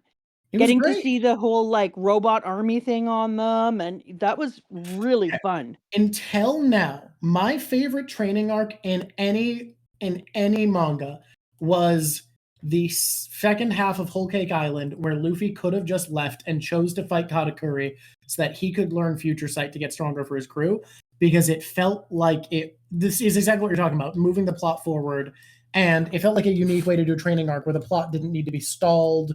It wasn't a character waiting. This beat it! I liked this as a training arc better than Katakuri's fight. Oh, wow. I love the idea of it being a training arc that comes through exploring your inner self and like connecting to people, improving each other and connecting with each other. Like, that's so unique and cool. That's amazing. The other thing that is really cool about it is that they take the idea of this manga being the longest running, and then he says, and yet I'm going to make it be quote unquote kind of also a love story, which I was like, I liked that because he said longest running shoujo manga, which is explicitly manga for young girls, which are romance focused usually. Yeah. But I liked that because in the beginning, when you see it, so much time and space is given to manga for young boys. I loved that it was a chosen love story, manga for young girls. And I didn't know that shoujo is young girls. And I applauded the author for making it have relevance and importance, because love is actually a whole background basis in One Piece too. We just don't say it. We act like boys don't value love. And it's not usually romantic love that One Piece is about, but like it is still about love. No, but it's still love. Mm-hmm. And so I like that in this manga, he's like, no. Love is going to become very important. And how do we know that? Several of the powers are based off of love. Exactly. And he shows us right away that the person who's going to be able to reach God has to have deep feelings for someone in order to impact him. So he's like, love is the most important thing. Why does the person who write the manga have such power? Because the love of their mom has kept them able to have a beautiful life even while unknown to anyone. Like everything is about love. The love between Undead and Unluck, the love between Victor, whose name I will never remember because Victor, and Juiz. It's all these love pieces that link the story together. And I think that may be one of the most interesting things. Oh man, this is a really beautiful series, y'all. This is and it's just wildly well told. Its plot is like, it moves forward at such a breakneck Oh, it's speed. red. I thought it was orange. Orange toques look better than red toques. No, it has to be red, but I do love an orange toque. If you ever get a chance, guys, and you really want to have a cool hat that you can wear in public and make people go like, what the hell is that? You can always order yourself up a hat online from a really important town in Canada called Dildo. Fucking Christ. I knew where you, yeah. Well, I bought you a dildo hat, so of course you knew where I was going. That's the wrong red. That's pink. I like a pinkish red. But that's not pinkish red. You're colorblind, man. That's just pinkish pink. In fact, it's fuchsia. My computer shows red's a little bit different, so I often. Well, I'm telling you, all I'm seeing is pink. I will say, with this monitor, I have often drawn something that looked more red than I thought it was, and then I look at it on another computer, and I'm like, that's pink as fuck. Rafe, be a good boy. Also, you order them from the Dildo Brewing Company. It is a lovely beer place. It has one of my favorite beers ever made. Okay. And they come in such great colors, such as Hunter's Orange and like bright green. So order a dildo hat. You'll be amazed how many people you'll meet. I know y'all don't live in Canada, but you spell toque this way, just so you know. Just so people know, this is how you spell toque, okay? I know it looks wrong. I know it looks absolutely wrong. It looks absolutely No, it incorrect. Doesn't. It looks perfect. It's amazing. They all keep writing T-O-O-K when they're talking about toques. I know. It's really funny. Yeah. It was nice of you to teach people how to spell toque, because the way you really spell it is wicked. That's why we like it, Waltz. That's why we like it. I'm making the tracksuit slightly magenta. Fuck it. I actually like that better. Oh, thanks, Rins. That's awesome. Wicked sick. That's literally just touch in Portuguese. Well, you know what? It's a touch of a hat, ain't it? Up? Didn't have time to get caught up to 50 due to college. That's true. That happens. We'll catch up eventually. But it's so good. It's so good, Red. I am blown away. It both hit its stride and delivered on my concerns well enough for me to have faith in it, which I think is the more important part. Like, I think this is a series that once you can have faith in, its storytelling is so much fun, because like so many little things this section, if I didn't have confidence that they'd be delivered on, would have made me too concerned to be enjoying it the way that I did. And maybe it was easier because they were in Stanley Park and that made me happy. No, for me, it was so many factors that we've talked about. And I can't believe where we stopped. We're taking Unluck. Where would by any means necessary? Ah! No. Where would we rank Akira's backstory compared to Straw Hat's is such a difficult question. I think it's so similar in sadness to Brooks in a lot of ways because they're both about solitude. Where would we rank Akira? It's really interesting. Yeah, right. I would agree with you actually, but also, can I say that like other manga, I know you're not a huge manga person at this point. I've rarely had other manga have backstories that affect me as much as One Piece. Like, I find a lot of them are overrated and people are like, it's the saddest backstory. I'm like, tell me you haven't read One Piece without telling me you haven't read One Piece. But genuinely, Akira's backstory made me tear up, and I don't tear up from reading that often. Usually it only gets me when I'm watching anime and I have the music and voice acting, but Akira's backstory made me cry just from reading it. It got me. There's this story that is very popular that it reminded me of so much. The Secret Life of Addie LaRue. Okay. And as I was reading this, I was like, this is somebody, like, it felt like this person had read that book, first of all. But also, it also made me realize how a lot of people don't understand how much love and the contact of another human being are important. And when you've got somebody who can write what it feels like to just be a ghost in your own world in this way, it was heartbreaking because it makes you tap into the times that you felt completely alone, and you realize how much relationships are the key to joy. These dogs are freaking the fuck out, and I don't know why. Go out there and give them one of your mad faces. I'm gonna go give him a grumpy face. I'll be right back. You got this.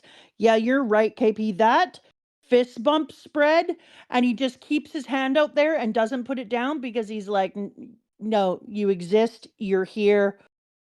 You're part of us forever. I'm keeping my hand out here. Oh, God. It was so beautiful. It was so beautiful. I can't believe how much I'm loving this manga. I'm so grateful that I'm loving it because and I keep reminding myself this every time I read something because the first little while when you get into anything, they have to do the backstory. You got to stick with them. You need to let people have their moment to set the stage so that anything else that you learn fits. It's just so hard to be an impatient little puppy while you're reading something. But I'm just having a little off. But when I'm reading this and I finally told myself, like, you got to give the author time, you have to let them set the stage, you got to do this. And I know all that. And yet I was still like, I really hope this is going to go somewhere else. And then we flipped into chapter 40 and I was in.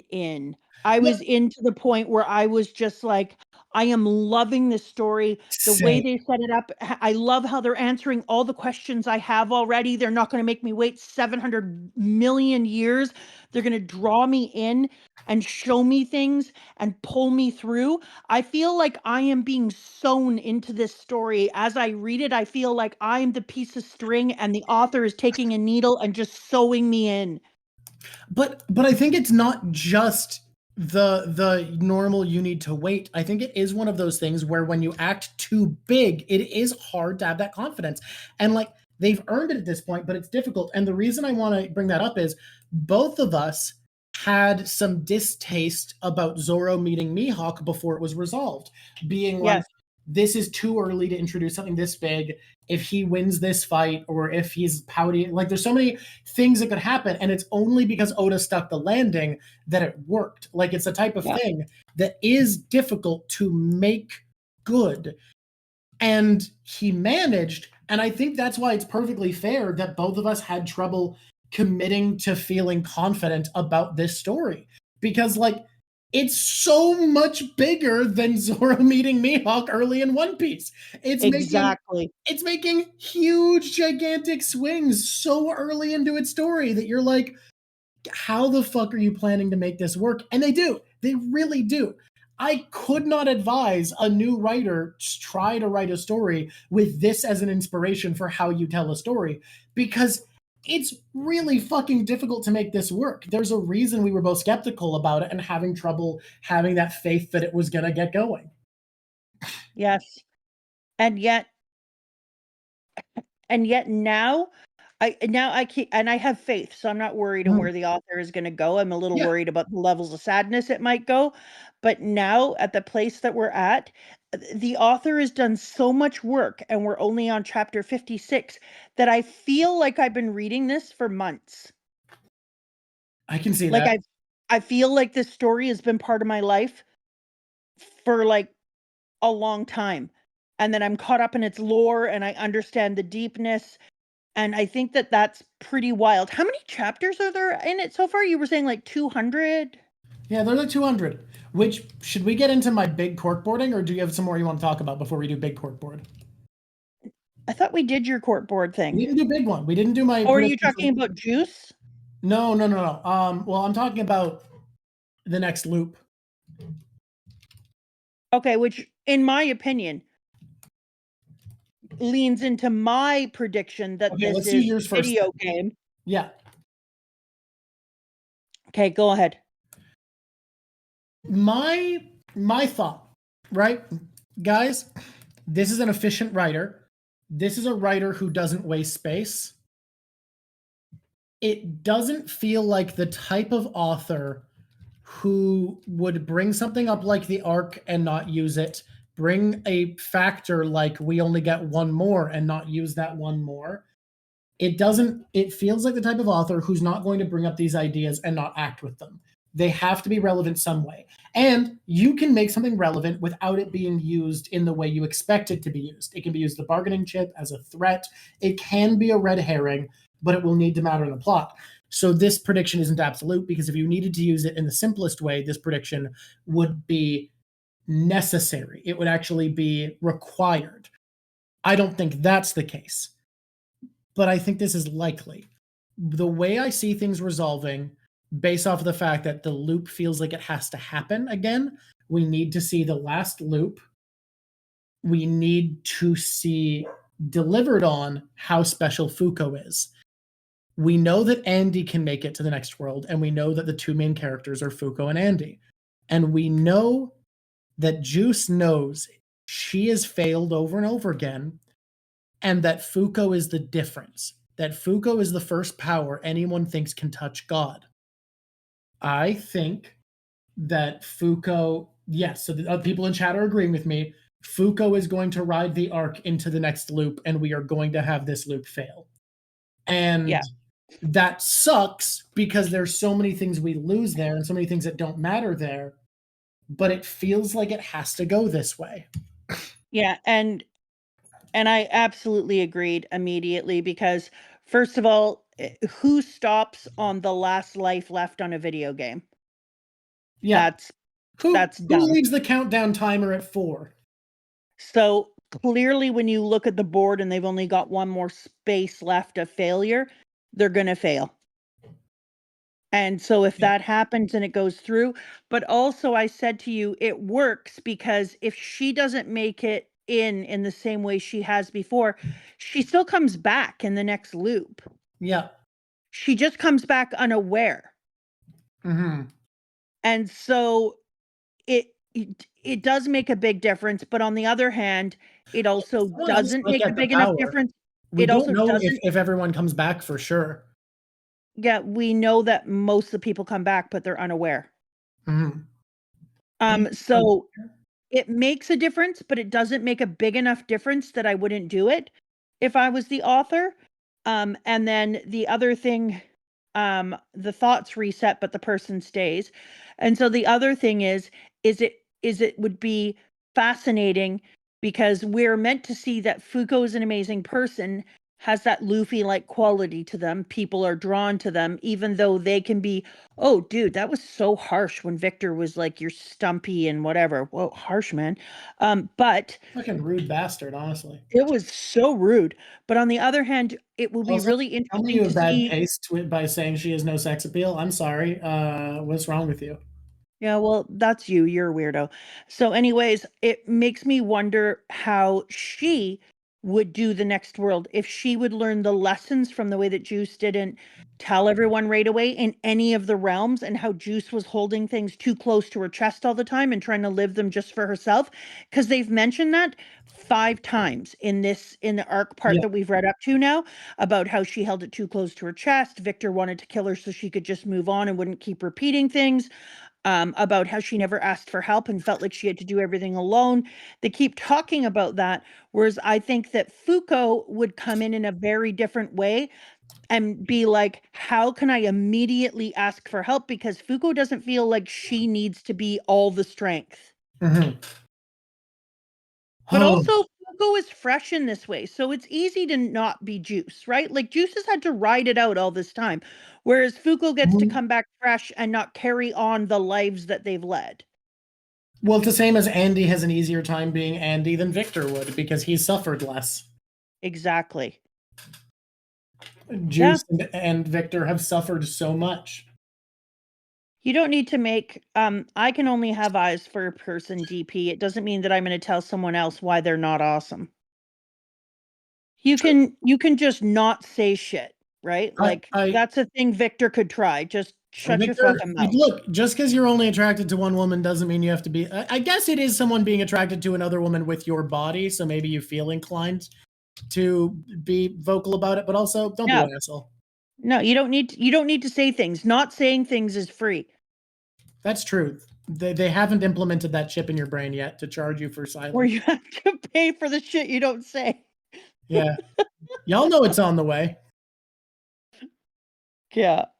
So I think, swear to God, I swear to fucking God, they're going to introduce the brain chips, and so many people are going to be like, yeah, don't worry, they're not going to make me pay to keep subscribing to autonomous breath. That's illegal. Just a minute. Tech Bros gonna for all the brain chips. Rafe's Revenge. I just want to say that's not true. Saying things is not free. Because there's consequences, and consequences have a cost. Not saying things is actually free. If you just close your mouth and not say them, there's no consequence on the other side, unless it's a case where you have to say, this person is guilty. But I mean, cruelnesses.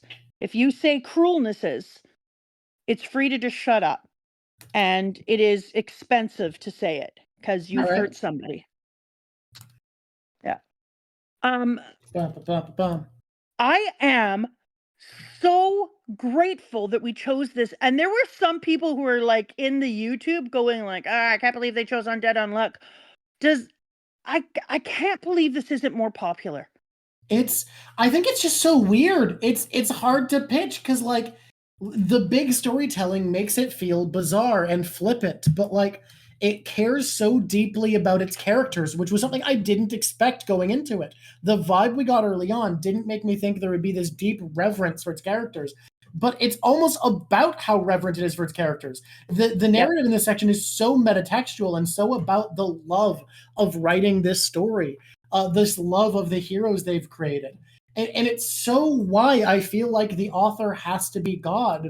And because the Uma were created just to cause suffering, like it feels like it has to be the case. I know I'm probably wrong, but I just ask myself now, how many chapters, and this is a thing that I would like to do, because like life is short and we have to finish the shit we start in our work we do here. Yeah. But like, how many chapters do I need to give a manga before I give up on it? Because this, would I have read it if I had read only to chapter 32 and I had all of these pieces in front of me? Maybe, but I don't know if it was compelling enough by then. But would I have read it by chapter 42? Yeah. I would have been bought in lock, stock, and barrel. At this point, with how high quality stuff is early in its scheduling, I genuinely don't think I would stick to One Piece unless I got to at least Baradier and maybe Arlong Park. And I stand by that One Piece, I think, is my favorite manga. So, like, how long do you have to give to something? Because a lot of series take a long time to grow on you. Yeah, I wonder if Rio is right that it's a 1 year of serialization that you have to give like a person who's put all that time in 1 year's work. Because we just read the first year. Wild. We read the first year plus a couple. That's really wild. Because honestly, I think I would have given up on this one but in chapter 32. And I think with One Piece. And I would have given up on it having enjoyed it. Like, it just it would have been like, it was really fun. I had a really good time. This was great. Good writing. I don't know if it's for me or not. By seriously, 10 chapters later, I would have been like, I'm never giving up on this series. I love this. This is like I said, I genuinely think this is exploring some of the themes of One Piece better than One Piece does. And what world was I expecting that this early? Not any world. Not a single world. Built to explore thematics. It's from the ground up, built for one of my favorite things fiction can do. It's brilliant. But that's because this series had One Piece to work off of, and One Piece is one of the things that it's working from. Obviously, you can't not think that when they say the things they say. And so I think that one of the things that is cool is that they looked at One Piece and the thematic idea of a person only dies when they're forgotten, and having dreams that carry you through, and all these other things, including the way that different characters act, blah, blah, blah. So when you have One Piece to write from, and you've seen the way that you've seen some of the cool theories and ideas that they have, and you can take one of them and say, like, when I see this, I think this. I think you can explore it better. Like it or lump it, we're supposed to do that. You're supposed to learn lessons. You're supposed to build off of other works. Build off of other work, and you're supposed to explore themes and identities deeper based upon the ideas that other people have, and then join in with your own thoughts to create something richer. And that's what they've done here. I think this honors One Piece. It honors these ideas in a way that is so incredible. It's like someone once said in one of the things, in one of the comments, her son is smarter than her, and thought that would be a put down for me. Like, yay, Good. I'm glad you think my son is smarter than me. I'm the mom. You think I would be upset believing that I'd put a person into this universe with an incredible cognitive ability who is able to Which rationalize and theorize and critique in a deep, meaningful way and who is going to move on better than I was? which I'm gonna Dude, be that's honest, the goal. if That's you the do think goal. that, first of all, as much as Mama Drawk likes it, I think that is just someone clearly stating that there is a certain form of analysis that they think is more valuable, because I think we're just better at different parts of media analysis. Like, that's just how humans work. I think we work off each other. But regardless Yeah. of all that, my thinking was like, as a parent, that's your freaking goal. And if it's not your goal, you're a Mhm. narcissist, period. And so that's what this was to me, is that I can see One Piece just layered inside of it, like chapters, like pages. And then this person has just said, I honor you. I honor your ideas. And it's made me think of this in an even deeper way. And now I have all these incredible ideas of a man is only dies when they're forgotten. It also ties into the latest chapters of One Piece when we're looking at Yes. Egghead, and we have the professor standing there and staring at his giant brain in the container and saying the only question is what happens after we die. And so it's questioning whether if that brain dies they're dead, or if they're forgotten they're dead, right there. Akira manages to explore the themes of Egghead that Egghead is built to explore, I would say, as well as Egghead does, in fewer chapters, well before Egghead was released, and it's very cool. Yeah. Oh, that's so sweet, That's Charson. that's That is really so sweet. sweet. Red Potato, what did I say about a cloud? I don't know. Apparently something about Andy and Fuuko riding a cloud, you said? And now You they might do? have. Chapter 5, and then 5 chapters later, they're riding a cloud. I mean, they're only riding a cloud because literally Sun Wukong is here. Doesn't matter. That's awesome. That worked out very well. For Nico's negation abilities, the only member we don't know yet. Oh, that's a good point. Oh man, is there anything else we need to talk about before we move on to One Piece? I'm going to keep working on this a little bit into One Piece, I think, just to finish it off nice. But we have a picture for One Piece. Yeah, but it's just an old prune. How dare you? I want it to be the process, not the pruny part. I mean, look, I'm not doing a step-by-step instructional guide. I'm not doing a wiki how on drinking old men. Can we put a pin in the Nico thing so I can go back and take a little more look about it? The which? The Nico thing. I want to go back and look at it. Nico? No. I just genuinely don't know what you're talking about. Guys, y'all understand? Yes, they do.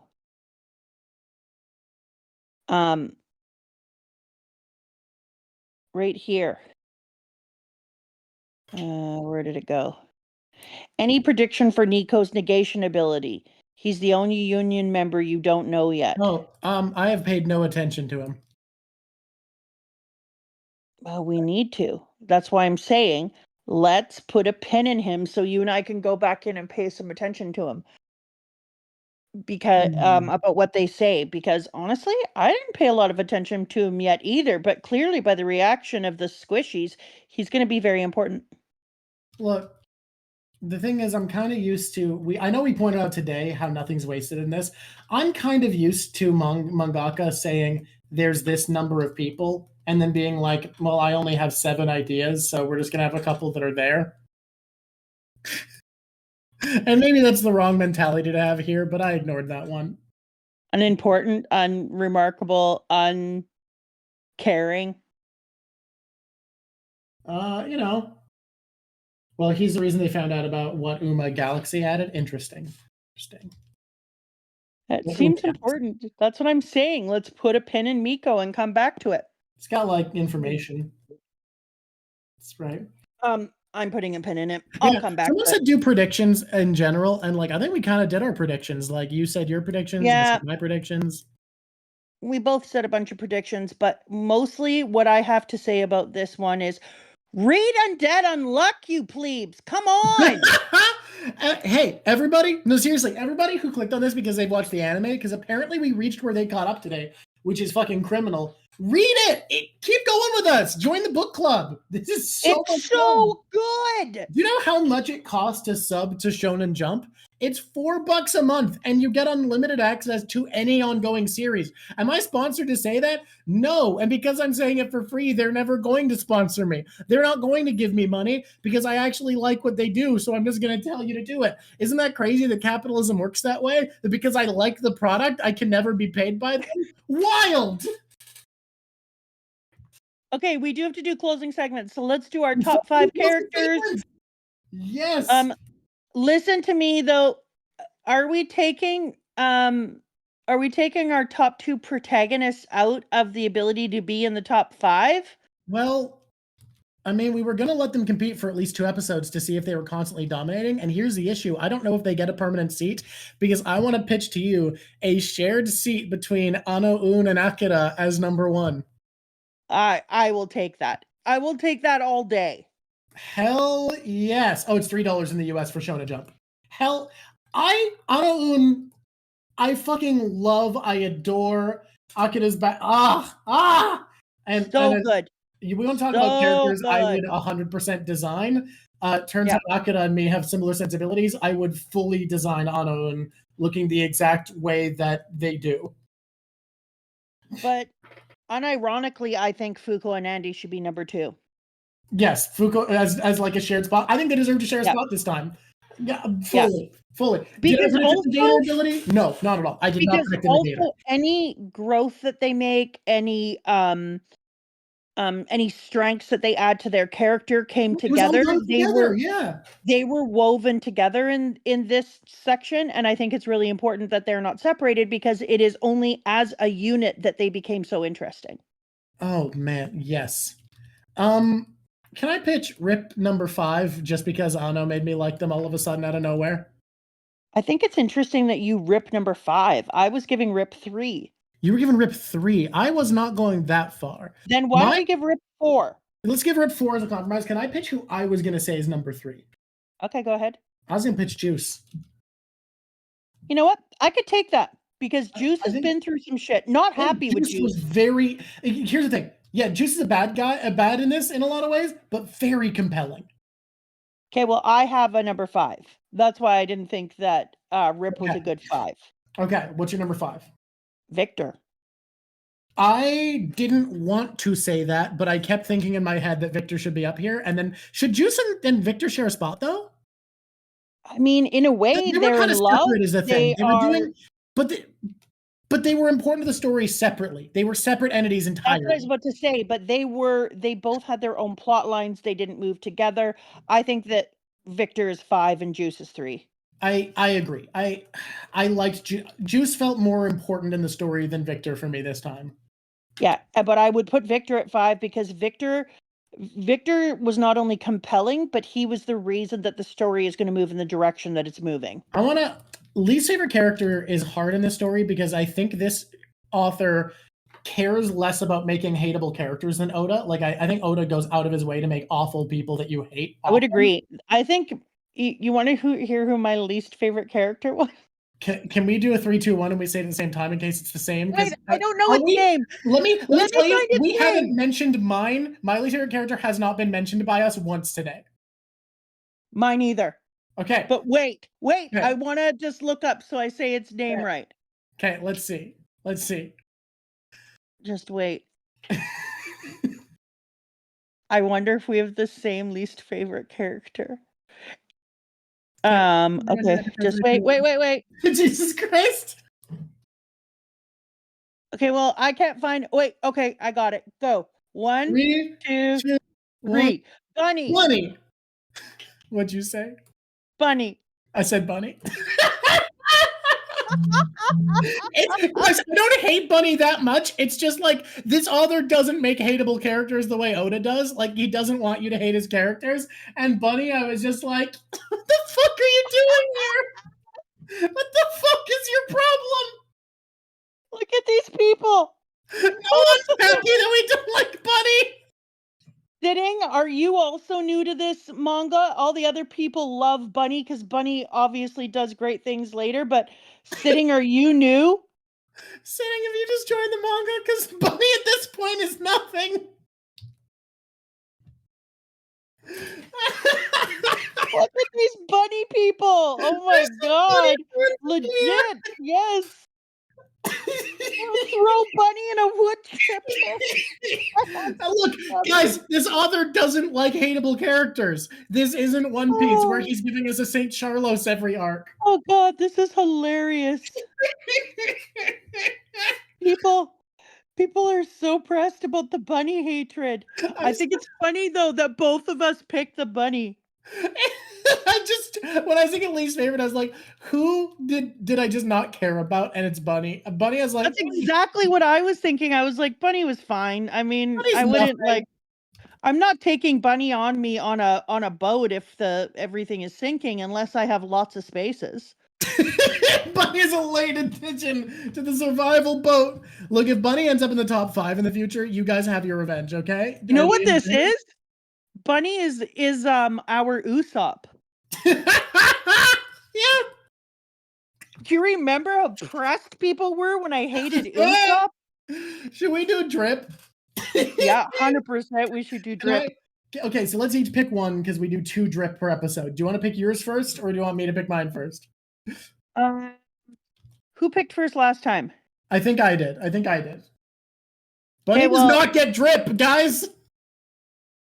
I mean, Bunny is a chunk of mochi in a rabbit suit or something. It's a rabbit suit made of mochi. It's a big pillow. I don't know.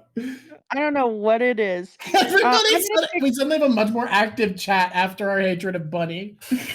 Everyone's just like, blah, blah, blah, just hanging out. How dare you hate the rabbit? How dare you hate Bunny? The only reason I thought you wouldn't pick Bunny was because you couldn't remember the name, and I was like, it's not a complicated name. No, because its name is Agu, and I knew that, but I didn't know that. I couldn't remember. It's Bunny Agu. Yeah, but he just says Agu all the time. Who knows what's up with that? Agu! Fucking bunny ass bad. And it's such a baby. It's such a child. Oh, whoa. I fucking hate that shit. Get out of So my anyways, my number one drip is Rip, even though his... Sorry, what's your number one drip? Rip. Even though I hate his toes poking out of his greaves. I don't like that the greaves have toes, but I agree that he looks pretty great. I'm sorry, something about slutty dressed man who's wearing clothes too small for him is a look that anime does a lot that just kind of works. I just really like the greaves. I think they're cool. Other than the fact that the sandal part toes are sticking out. I'm like, ew. Yeah. Can I tell you my everyone? Quit freaking out about me not liking kids. I'm a teacher. I cannot like kids all I want. Gotta look something up real quick. Yeah, but Sam, it says right in it, when Juice says there are parts that God is putting down on the earth that are going to be used to kill him, it had his leg things. So that's why I saw them as being greaves. Okay, I just want to check on something real quick because I want to remember a name for an honorable mention that, in my opinion, comes very close. Okay. Man, I really thought the name was mentioned a lot earlier. Let me scroll through. That's what I meant, an artifact. Where the fuck did they put this name? Oh, no. I've scrolled through so many pages. Why does God want to be defeated? Well, God is a video game, and you defeat God by getting all the great gear, like in WoW. I'm telling you, I'm video game. I'm on team video game. And I made that team, so it's not surprising I'm on it. Okay. Hear me out. Looking back over this, I've reversed who the honorable mention is and who the winner is. Okay? And this is also my pick for favorite minor character. My favorite minor character pitch and number 2 other drip is Miss Josh. Who is Miss Josh? Miss Josh is the Old West lady. The one who dove to save Fuuko when the bandits came in. Oh yeah. That's Oh, my that pitch was for best minor character. We each get a best minor character. That's how we did it last time. So that's my best that was minor a character. really, really sad part. I was gonna give her the cowboy weeb, exactly the one who learn Japanese to meet a samurai. I was going to pick Western Andy as my other drip, but I looked at a panel of Western Andy and Miss Josh side by side and was like, actually, she's rocking it better. Never mind. Okay, I'd say for favorite minor character, uh,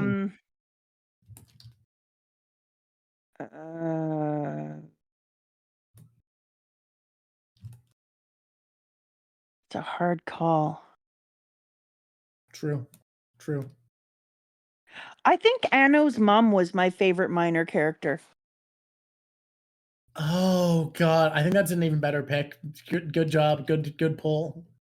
When I think about it, Anno's mom had so much richness in such a short space of time. That was my Man, favorite minor character. we sure are putting women on our lists a lot more than in One Piece. Yeah, wow. Like you gotta say, author doing a great job with female characters. Maybe that's why I felt like this was made by a female author. It's Was the just female I characters don't feel feel so like rich? women are devalued in any way, and I feel like No. there's equity between the people. Interesting. And so I felt like it must have been written by a woman. Yeah, the female characters are handled really well. They really are. We are put like, don't get me wrong. I think One Piece handles its female characters much better than most shonen, but like Undead Unluck kind of wins in that regard. Yeah, God damn, I am liking this. This manga is kicking ass. So let's give some full disclosure on something before we end. Yesterday, we both hadn't read the new section because we've been so busy, and I was at Startup week of school. Yep. Like we've got I'm ready to move. Drawk was packing and moving. And we were at a race for my dad, waiting at the finish line. I was like, I should start reading. And I immediately, like 4 chapters into reading, was like, you're going to turns and looks at me and is like, you got to start reading. And then I show her a panel that says, meet me at the bench in Stanley Park. And she's like, what the fuck? It popped off. It popped off. For real. Are we done with Undead Unluck for the week? I can't wait for this to be a YouTube video. I'm so excited for Undead Unluck people to see like their series get some deserved love. I got a secret for you, Drawk. What's the secret? We are Undead Unluck people. Hey, what were our names for our sign off again? I think I was you're unhinged and I'm unfiltered. Are we ready to do it? Ready to do our sign off? Hey, YouTube people, Twitch people, don't leave yet. The sign off is for YouTube, okay? Okay, ready. Till next time, I've been oh fuck, I forgot that I was unfiltered. I almost said unhinged. Until next time, I've been unfiltered. And I've been unhinged. And it's been lovely drawking to you.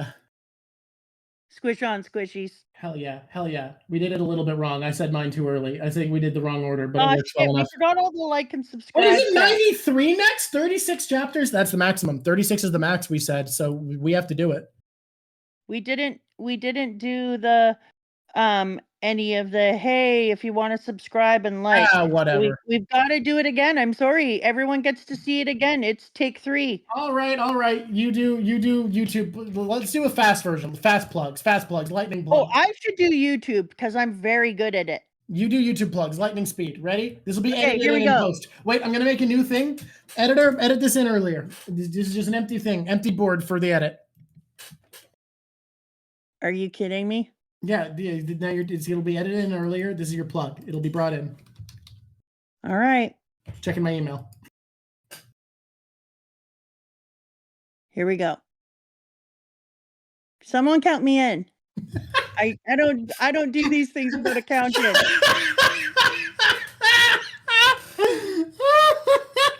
Lightning round, go. Somebody count me in. 3.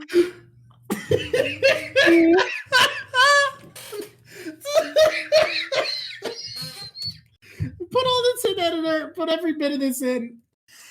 There it is. Hey there, YouTube. This is Unhinged Mama.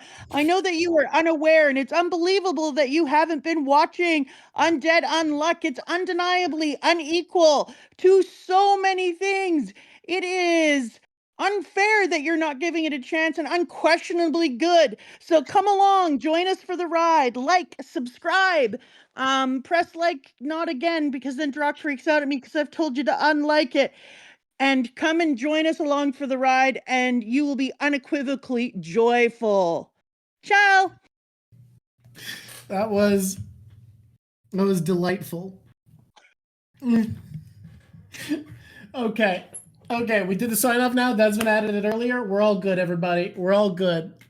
Let's add in the little Drawk Show logo, and we can get to the new One Piece chapters. We did that in about 2 hours. We did that in the right amount of time. Yes. What is with us? Isn't it nice to read a series that isn't so dense that this many chapters takes 4 hours? And yet so good. Oh, yeah. The story's just moving at more of a clip because it's less dense. That's not a bad thing. I think the density of One Piece is necessary for the story it wants to tell, but by God, is it a hard pill sometimes. Some days I'm just like, Oda, just say the thing, man. I'm exhausted. I'm a tired woman. I've got a life. And your sister, I had a really hard dentist appointment, and your sister came with me because I'm not good in the dentist. And I mean that in so many ways. And I had the Witch Hat Atelier in a bag, two books, and she read all of one of the Witch Hat Atelier, and then I talked to her afterwards. Yeah, she read the whole first book, and then I was like, "How did you enjoy it?" Blah blah blah, and she was like, "It was really cool. Are you supposed to look at the pictures much?" And I was like, "Dude, what? She wasn't looking at the pictures. She was just kind of reading." And I was like, "Dude, what even are you talking? It's a comic book. It's a manga, man. You gotta read the pictures." And she was like, "Yeah, I didn't really think I needed to read them or look at them much." And I was like, "But the pictures tell you so many things. Haven't you heard the proverb about pictures and 1,000 words?" And she's like, "Meh." Yeah, it was wild. Tell people we're starting the One Piece section now. Okay. I'm gonna be this person. You'll recognize me. Okay, let's copy paste that. And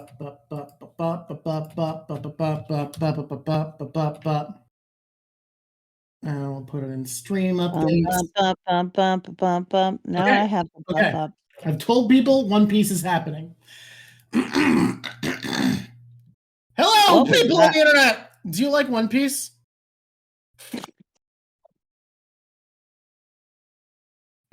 Is that really your beginning? Can we try doing this again? Okay, we can try it again. Do you need a accountant or something? I think that was fine. I think that was great. I think that was an ace, an absolute ace plus of bringing Ace's name up in your crappy presentation. Okay, are you ready? Are we ready? You always start with a "what's up," but people make a good point that you shouldn't use mother effers getting to the stopped. It's just a good curse word. Hey guys, you're coming at me for this? Mama Drawk, do you want to tell people who told me, just factually concrete told me many times growing up that motherfucker was the best curse word? Well, it was me, because it is. Yes! Okay, we there yet? Are we there yet? But in my defense, it is. It's the rudest thing. But you're doing a show with your mom, so you can see people's point. I've seen the issue. I for so long I felt like I could just ignore it, and now there's too many comments, and I just have to stop. People are like, "You're killing me, Smalls." Fucking, I'll stop. Okay, but you gotta say what's up something. You've got to say something. Okay, you ready? You ready for a different thing?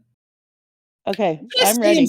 Instead of motherfuckers, what should I say as my what's up? Okay, are you looking for something controversial, impactful? I mean, you could use the Australian ones, but we'd lose fans. Wait, I got a great one. Ready for Oh this? my God. Me Hardy's is good. Me Hardy's is actually funnier than what I was going to say.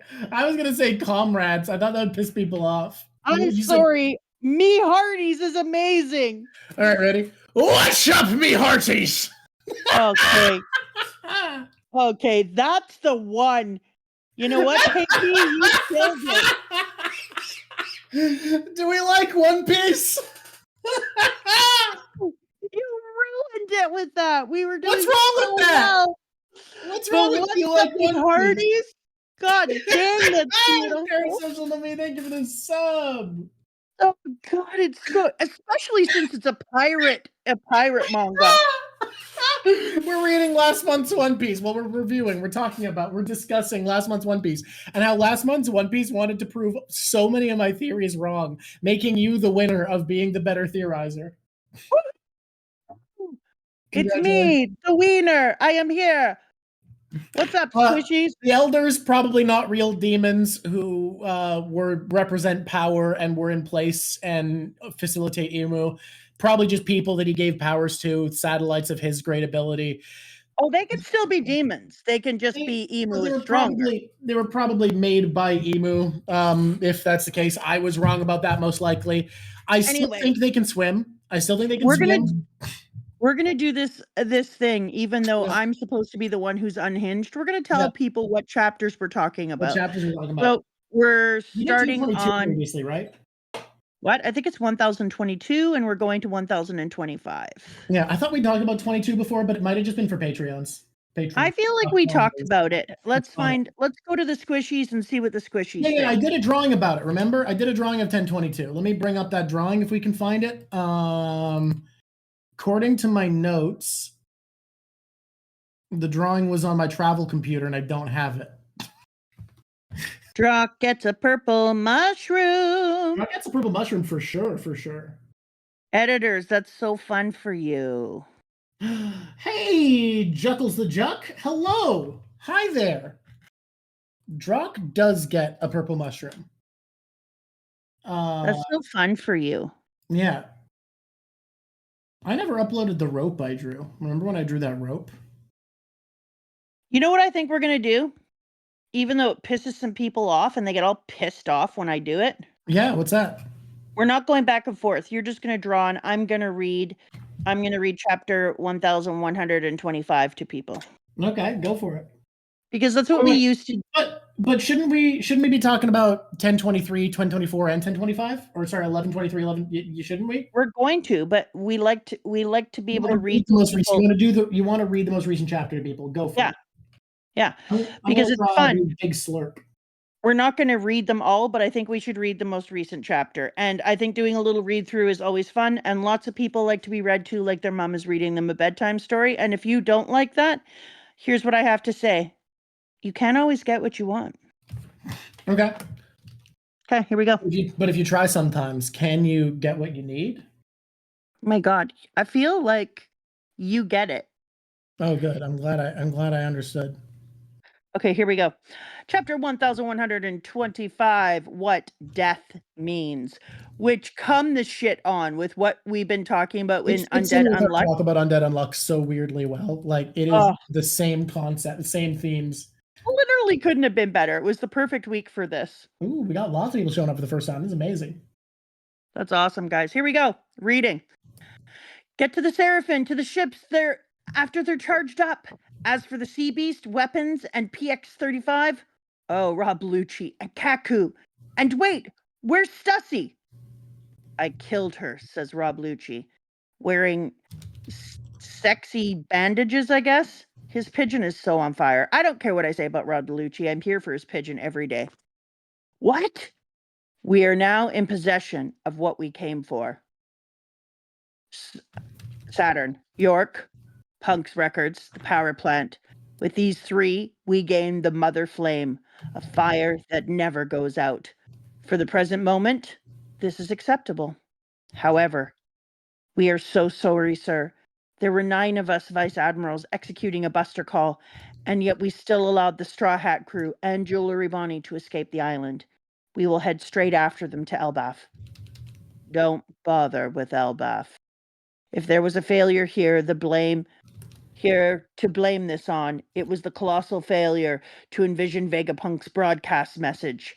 And not only did we fail to stop that message, there is the bitter irony that the pirates' escape was aided by none other than the Iron Giant. About 200 years ago.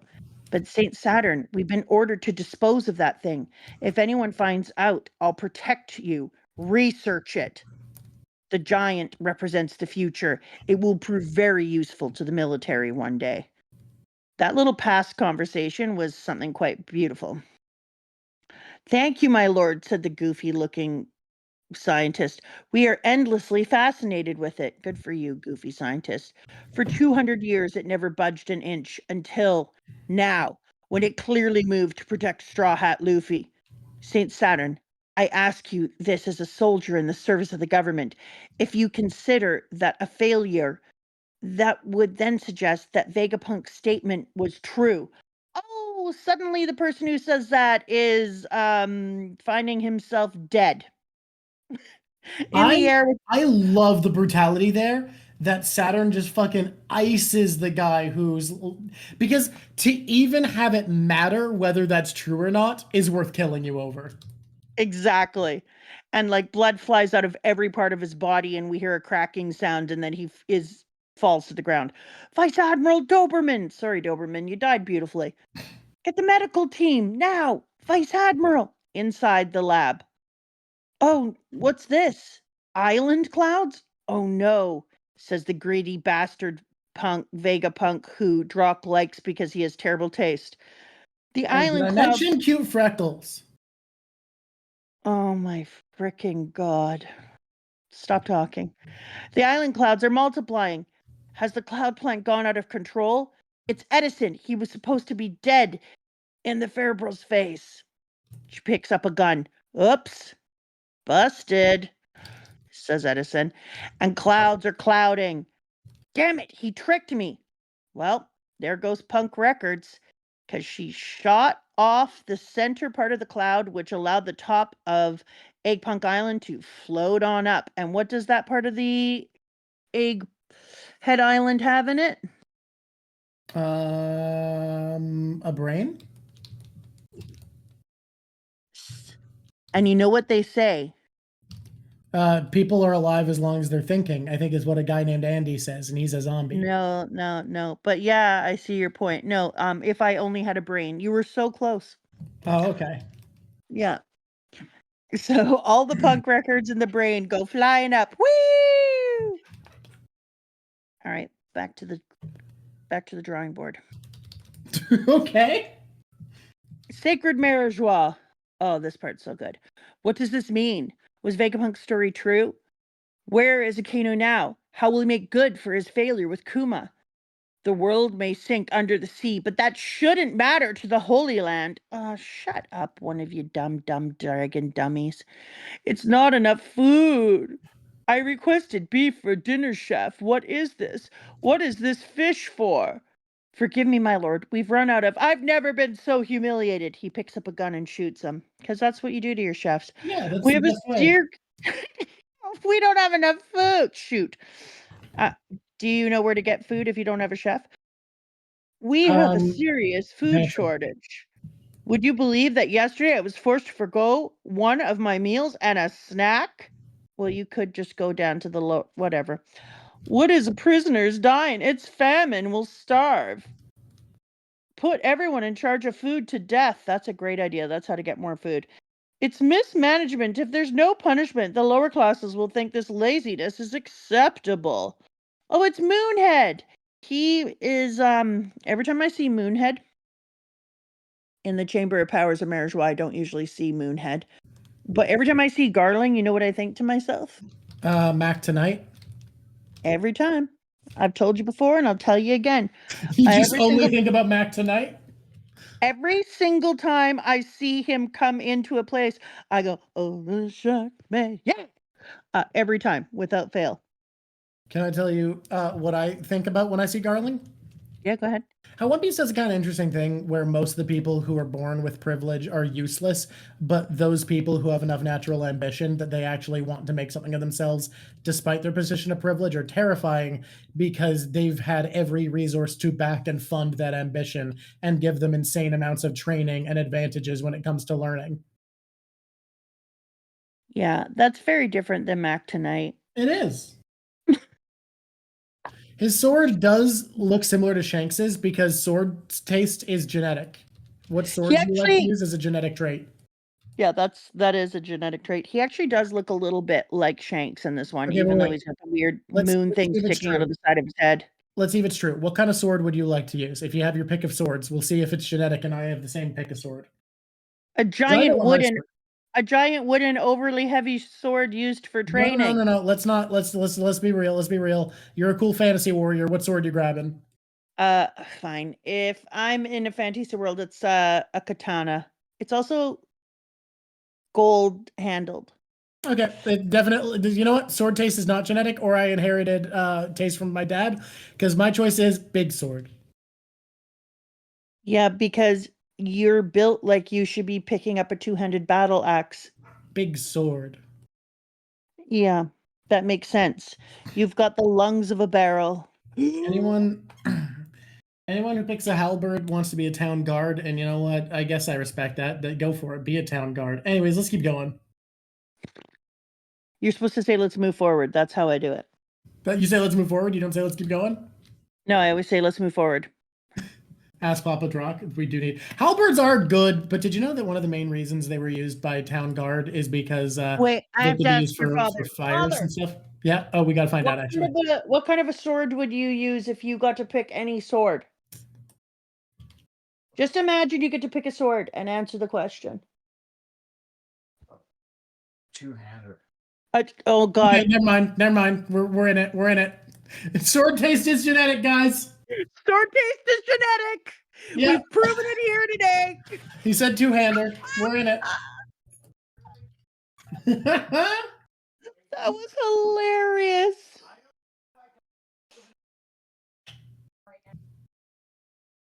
He said that he didn't say it with enough confidence that the answer should be weaponized, but nope, it's too late. You picked off at the top of your head. You picked a two-hander just like Lyndon.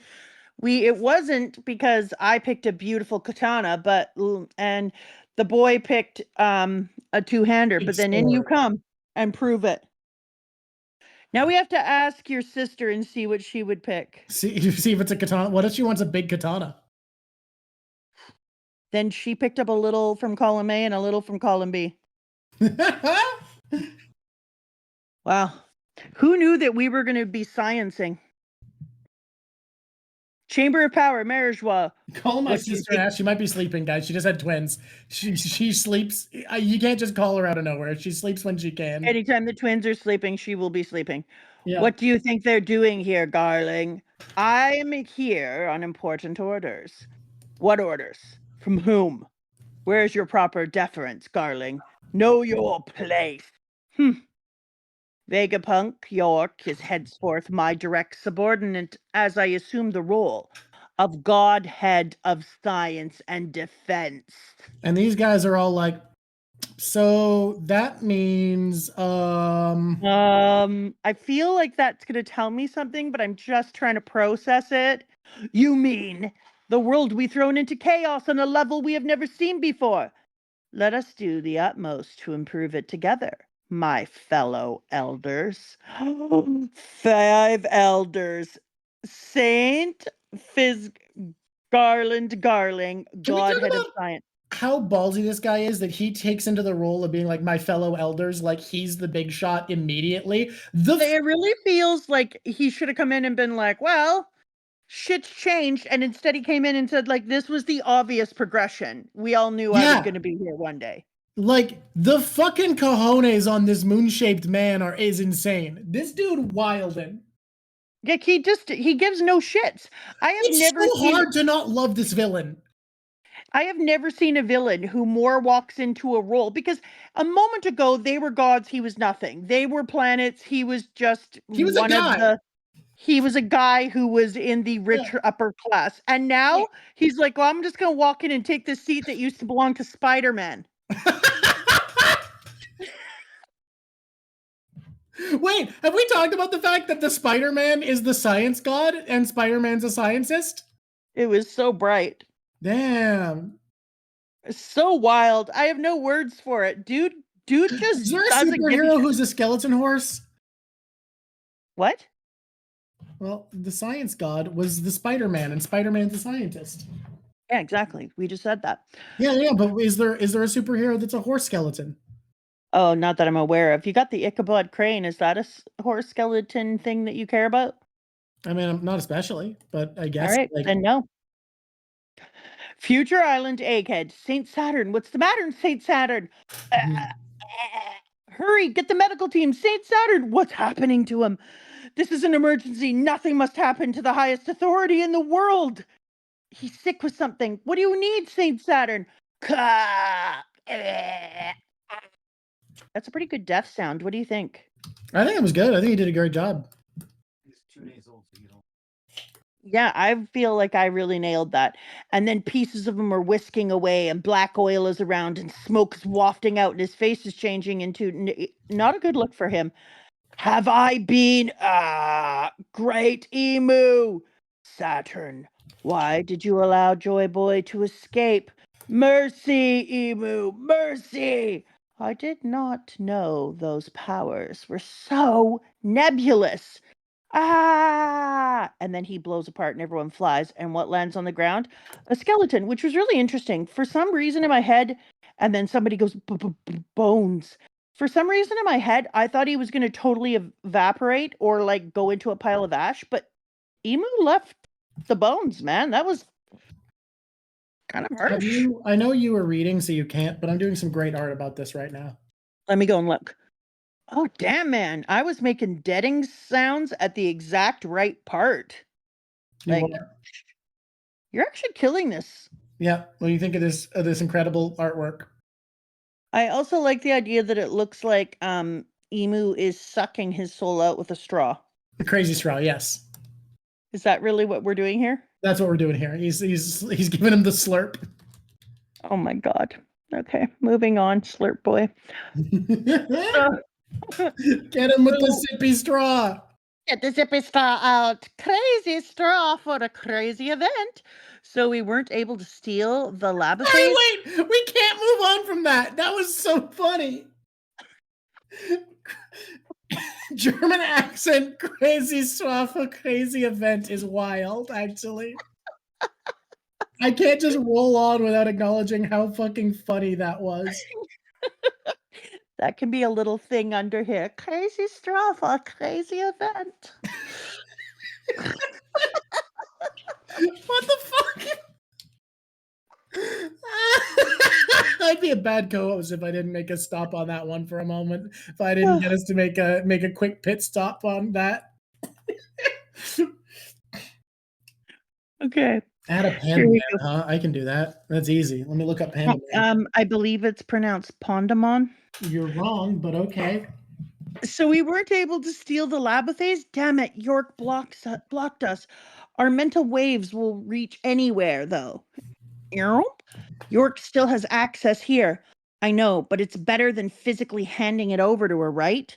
Let's work together to manage this genius brain until the day humanity can wrangle it themselves. That will take 500 years. Did you make the island clouds the floating type? Of course. As far as I know, the world knows Vegapunk is dead. Now we can tour the globe at our leisure. But we don't have funds or materials, so we can't invent or develop anything. Hey, that's what friends are for. I just love this. I love that they are all floating up with the big brain, floating around the world. I wondered when I saw this, though, I was like, are we going to have a little wander into, I don't know, a bird up in the sky? We shall see. Of course you can drop Vegapunk saying crazy straw for a crazy event, unless that's not what we're talking about, in which case you can say whatever. You would just give him this man the carnivorous proboscis treatment based as hell. Yeah, look, it's a crazy straw because it's a crazy event. It's in a crazy event. I'm wondering if they're going to run into a bird that flies around up here in a balloon. Oh, wouldn't that be interesting? Yeah. That's my point. That, We're up here. how he often are we keeps- going to have another character in the fucking sky? Exactly. So you got the weather people, the Weatheria Nation and shit, and they could run into them, and that's fine. Well, But they're planning on running into them. That'll happen. doesn't it make so much sense for them to run into Sir Jerkfire? Yeah, no, I absolutely now think that's going to happen, that they're going to run into Morgans as well, especially because Morgans has a bone to pick with him, being like, what are you doing taking my fucking job? Exactly. And then think about who's on right now with Morgans, and so Vivi might jump on over to Brainland. Yo, though, for real, And so though. I think we're going to have a Vivi movement onto Brainland. This is one of the dumbest pictures I've made for these chapter reviews, which, considering how much Did you just time I'm make the willing to do crazy these- straw pink? Yeah, Is that the color of the soul? I think the soul is pink. All right, then. Here we I think it's the go. right color for a crazy straw. I don't get me wrong. All my crazy straws have been pink. Here we go. Kashunk there. How's There we that? go. You look goofy. I didn't know you admired my height so much. Stop it. Make sure you throw out the extra York parts. Kind of wild to just see all the different York faces, bodies, bases, all Yep. down that hallway. Okay, I want to point out, remember when I said it might not be how I'm predicting it with Old Man Stella coming back to life, but you don't make an organ room and then not use it? Yeah. I was right. I was You were right that right. organ room would come back. Not about Wait a how minute. it would come back. Let me make your sound for you. Da da da da ding. Yeah, Okay. it doesn't count as a prediction because how I said did not come true. But I did say organ room was coming back somehow. Make sure you throw out the extra York parts. Good call. They leave a bad impression. Hello? Weatheria? This is Vegapunk. What do you want? I thought you were dead. Kamabaka Queendom. Ew, no. What's gonna happen? Are we gonna die? But I don't wanna. I choose life. I'm gonna swim to live. So basically, in the history no one knows about, there was a massive war during the Void Century, and the use of ancient weapons during that war caused the world to sink 200 meters into the sea. Whoever manages to seize the One Piece and become king of the pirates will have that power at their command once more. And we can't sit around waiting for that to happen. So they basically spelled out that the One Piece is the thing that has the, exactly like we've said for so many times, has the Mhm. ability to One Piece the world again. Yeah. Is that's they what the basically Vegapunk said, yeah. they've basically told us that that's what it's going to be, that the One Piece is going to have the ability to One Piece the world again, because they're saying it sunk the world 200 meters down. They're going to be able to have that power in their hands, so they're going to have that power to undo that. Please don't forget to put more smokies coming off of my dude. Right now it looks like he has a Pope's hat. Okay. A really sexy Pope's hat with Pondamon looking down at him. Pondamon. I hadn't looked at the art as this stream was on in the background. This was a shock. What's so shocking about it? Just giving him the It's smile. shocking. It's shocking, all right. When I flipped over, I was like, oh, okay. A world sinking into the sea, and when you consider that the celestial dragons live at the world's highest elevation on the red line, tequila, wolf, vodka, wolf, rum, wolf, bourbon, wolf, all of those mega structures that they've had slaves constructing going back 700 years. Okay, the fact that there's multiple of those bridges, each called like Alcohol Wolf, is fucked. Yeah. Like we knew about one of those, and it turns out there's like 6 or whatever. That's And we've insane. seen a few of them before and always supposed that it was the same one. Yeah. That's crazy. That's crazy that there was multiple of those bridges. Yeah. Fucking wild. Did not expect. All of these things now hold a new meaning. He just had to go and say it. No.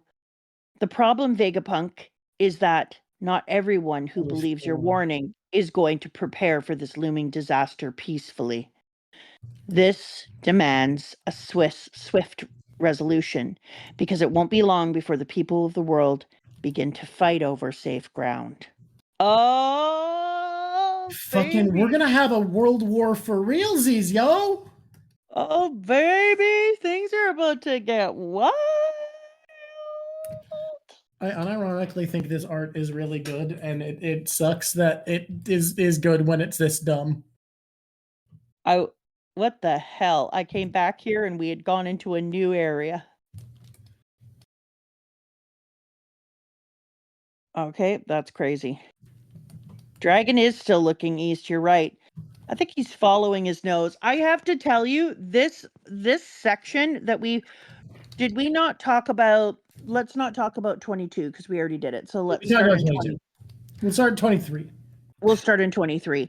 This little section 23, 24, and 25 has been freaking fricked. Oh, we did not talk about the fact that Queen might be Frankie's dad as revealed in Vivre cards, but I think we should save that till the end. So Yes. we talk about the chapters for now. Yes.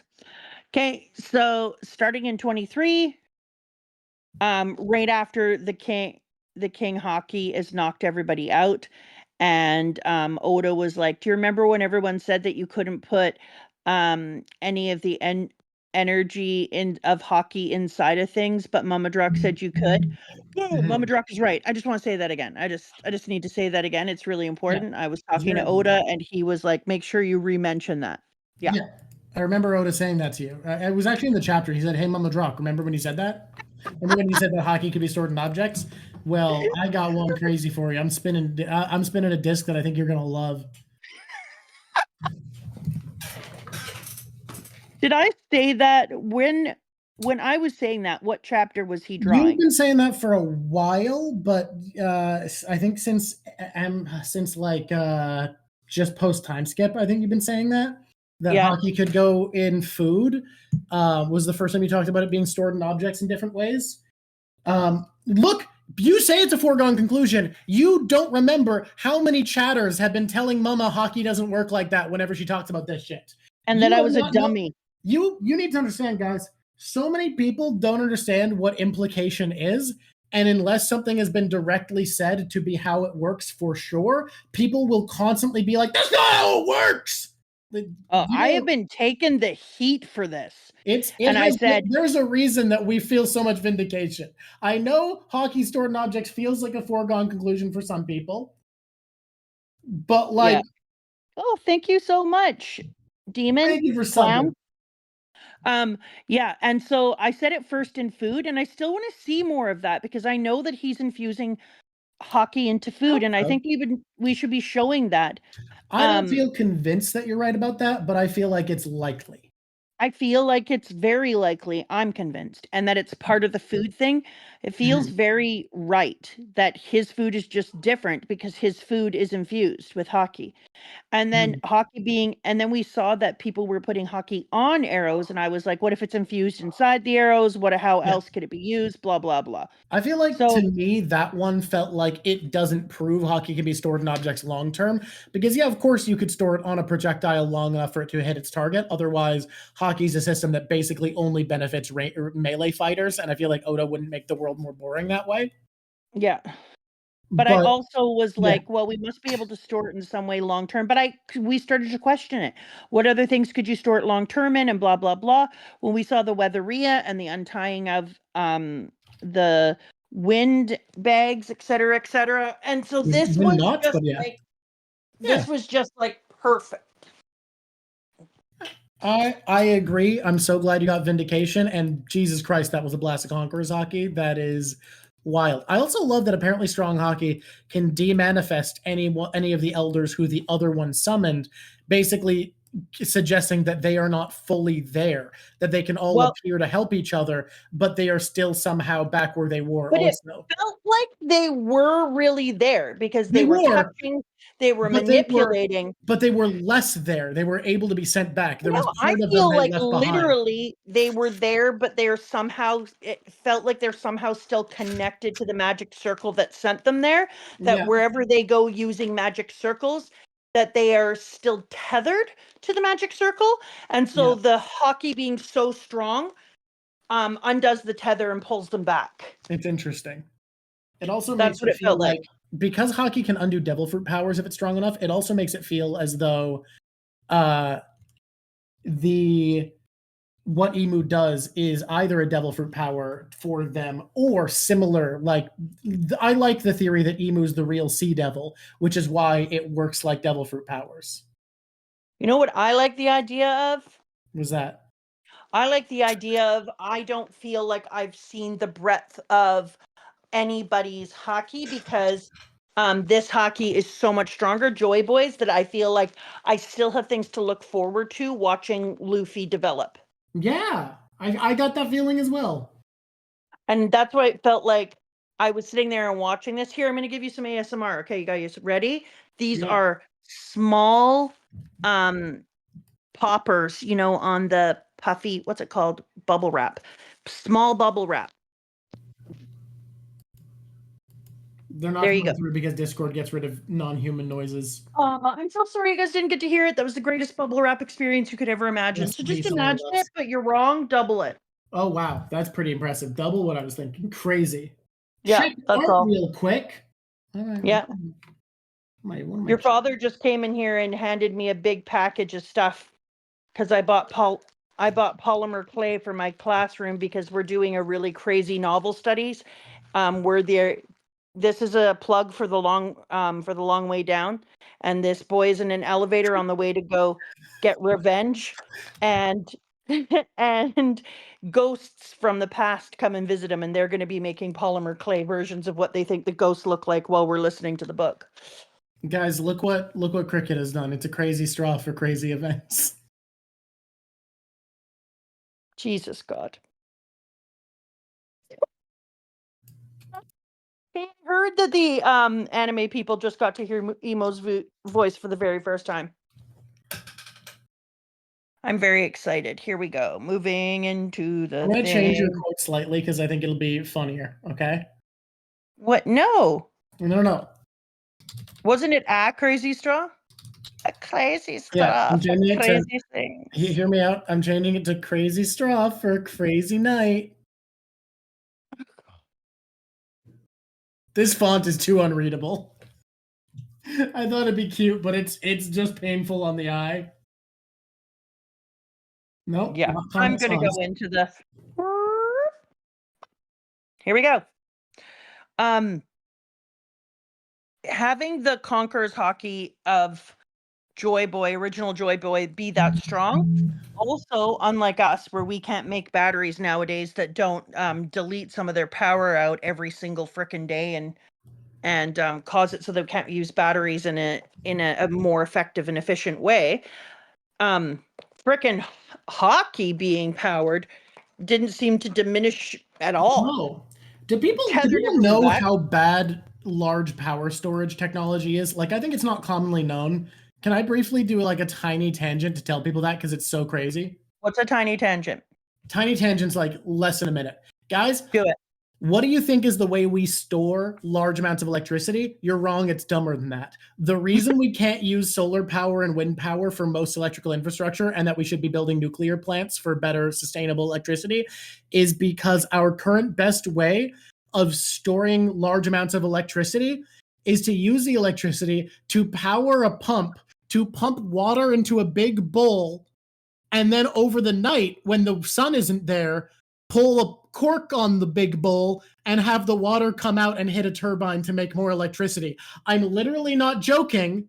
That is literally the best technology we have for storing large amounts of electricity. And if that sounds incredibly bad and like there would be a ton of loss, you are correct. It is incredibly bad and there is a ton of loss. We are really bad at storing large amounts of electricity. I actually think we're getting somewhere. I've been doing a lot of listening and researching into battery construction, and we're actually getting somewhere. Well, that's good. I'm feeling hopeful, and you know that I don't just say that easily. I'm feeling hopeful, but I'm not going to go. This person said, "Damn, that was a good joke, Ash." That's a good And I joke. want you to know I see you and I enjoy it. So I'm actually feeling a little hopeful, but I'm not going to go off on a barrage right now. Here we go. Getting to see also Emmett being blown back into the water. His head didn't come off. everyone thought his head came off. It didn't. His arm came off, right? Yes. Just like Shanks. You're saying Emmett is like Shanks. Get a grip. So I feel like we're not done with Emmett. I could see that. We'll see what's up. I'm not feeling confident one way or another if we're done with Emmett. I'm not either. But I'm just saying, on a pure, like, out there, flat level, I feel like we might not be done with Emmett. So the part where they discover that the girl you're in love with because you're a dummy and Not you in like love York. with. I'm not gonna say in love with that. You're going too far. Cute. Yeah, I'm gonna say it anyways. The chick that you love her. Blah blah blah. The cute, terrible giant lady. Oh my god. Anyways, when they have to come up with the construction of their plan to play it, and then have to find out that she is the one who betrayed them all over again. That was such a well done and well constructed scene. It also Of is a them- purple mushroom for me. Yeah, go ahead. Why? Oh, because I said that the recording was fake and it was being projected from inside Vegapunk's mind. I was half right because I was right that they were living on within the brain, but I was wrong. And the thing that didn't make sense wasn't because the timeline was a lie. It didn't make sense because they wiped their own memory. So I get a purple mushroom here. But it was But really you cool to did- go over them having to relearn the betrayal because they wouldn't act convincingly otherwise. Exactly. That was well done because then they hadn't known it already for a week. So they were still acting on new information when the people came. So they were still in that right level of panic. Yep. And then having the doctor having Vegapunk saying to Sanji, like, you got to let me die. And he's like, that can't happen. And then Vegapunk going, please. It's very funny. And he said it in such a like, can I please have one more chocolate bar kind of way? It was pretty amazing. And I liked that whole part of it as well, because then you have that explanation of why it was that when we got there, you had that feeling of hating Egghead Island because it was so empty. And then we find out that the second that he found out that they sent everybody away. So that was a really good feeling.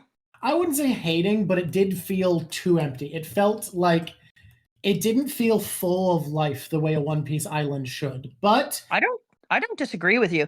His head being in that tank, PS Drawk, is so disgusting with the hair waving around. Yeah. I heard Murph Napier say something that I agree with, which is it grossed her out and she was expecting a big brain in a jar and that would have been fine. But the fact that it's like a full head and has hair freaks her out more. Yes. I actually fully agree. Yes, that's what I was about to say. Do you know that I haven't spent any time watching a bunch of Murph Napier because I was saving it, like, you know, when you have a really good treat and you don't want to get rid of it because then it's gone? I think once we hit 20,000, we just reach out to Murph and we try to hang out with her because she's done crossovers with smaller YouTubers now since we caught up. Really? Okay, well, I think we do reach out. But at any rate, I'm going to start watching her because I think the beginning of the school year and going into stuff that is hard, that's a good treat. So when I saw it, I completely agree. I didn't know other people felt like that, but I saw it and I was like, is that fire coming out? My brain tried to convince me that it was like fire and movement. And then my brain was like, no, you wish. All it is a skull and hair. Oh God, no. If you can't handle the brain, get out of the kitchen. It's so gross the way they did it. I really thought we were going to crack the skull open and throw it out and have a brain in there, which honestly, that should be grosser to me, and yet it isn't. Yeah. But you know that this is a better way to do it because not only is the brain then in liquid being protected, it's also protected by the skull that naturally grows around it, so it has double protection. Mm-hmm. But it is gross and... Yes. Does he always feel the wet hair? Oh, KP. Probably. Yeah. I mean, I guess it depends. I still think Traffy's power might have been involved, and if that's the case, I think he would. If it was done with some sort of super tech, maybe not. Yeah. Here's a page I want to read out. The closer I get, the darker it looms. No, let's start from here. They will hound us to the very ends of the earth. And to die anywhere else would be to die in vain. More importantly, Egghead has facilities and tools that O'Hara did not have 22 years ago. I have the means of maximum to reach out of my voice. The closer I get, the darker it looms. Just what is the world's government? If I must die, it won't be for nothing. I'm sorry this had to happen to you. That's silly. We're both Vegapunk and you know it. We're thinking the same thing. The only question, Stella, is what death means. Ugh. And so that is Really such an interesting. incredible tie-in to the part of Undead Unluck that we are in. It really ties into what we've been going over with Undead Unluck lately, doesn't it? It was wild when I saw that and was reading, because we were reading the things at the same time. I was like, how is it possible that we were at the perfect placement like this? It's so good. And it's also good because they sent his brain up. A bunch of the Vegapunks are still alive, which is surprising and amazing. But to think that the original Vegapunk is just happy to let these other pieces of him continue to live and to do things. And then when they send that up and they're trying to figure out, okay, well, what is death to us? If the brain is separate from our body, what is death? And then I started to say, like, it doesn't negate the idea that a man is only forgotten when he dies. And by a man, I mean a person is only forgotten when they die.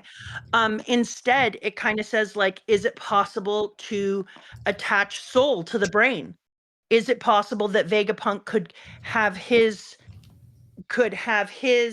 soul in his original Vegapunk body pulled back in to live within one of the other people? Like, I think you it know what I ties mean? in perfectly well with the theme because, if the real death is being forgotten, then what does it matter to cheat physical death? Yeah, but on this hand, it matters a lot because Vegapunk has put himself into many, many pieces. Red Potato, I don't know what you're asking for negate. If you're asking what negate means, it's like to invalidate or deny, You said refute. negate, and he's making a reference to undead, is all. Okay. That is Because I all. was like, I'm not certain.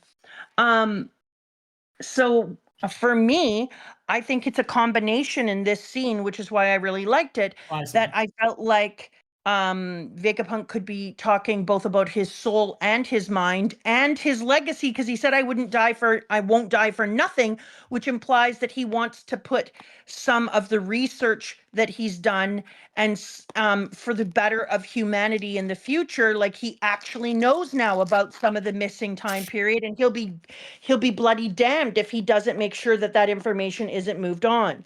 And so it kind of sits in a bunch of areas. It sits in because the brain is still there and because other parts of Vegapunk are still there.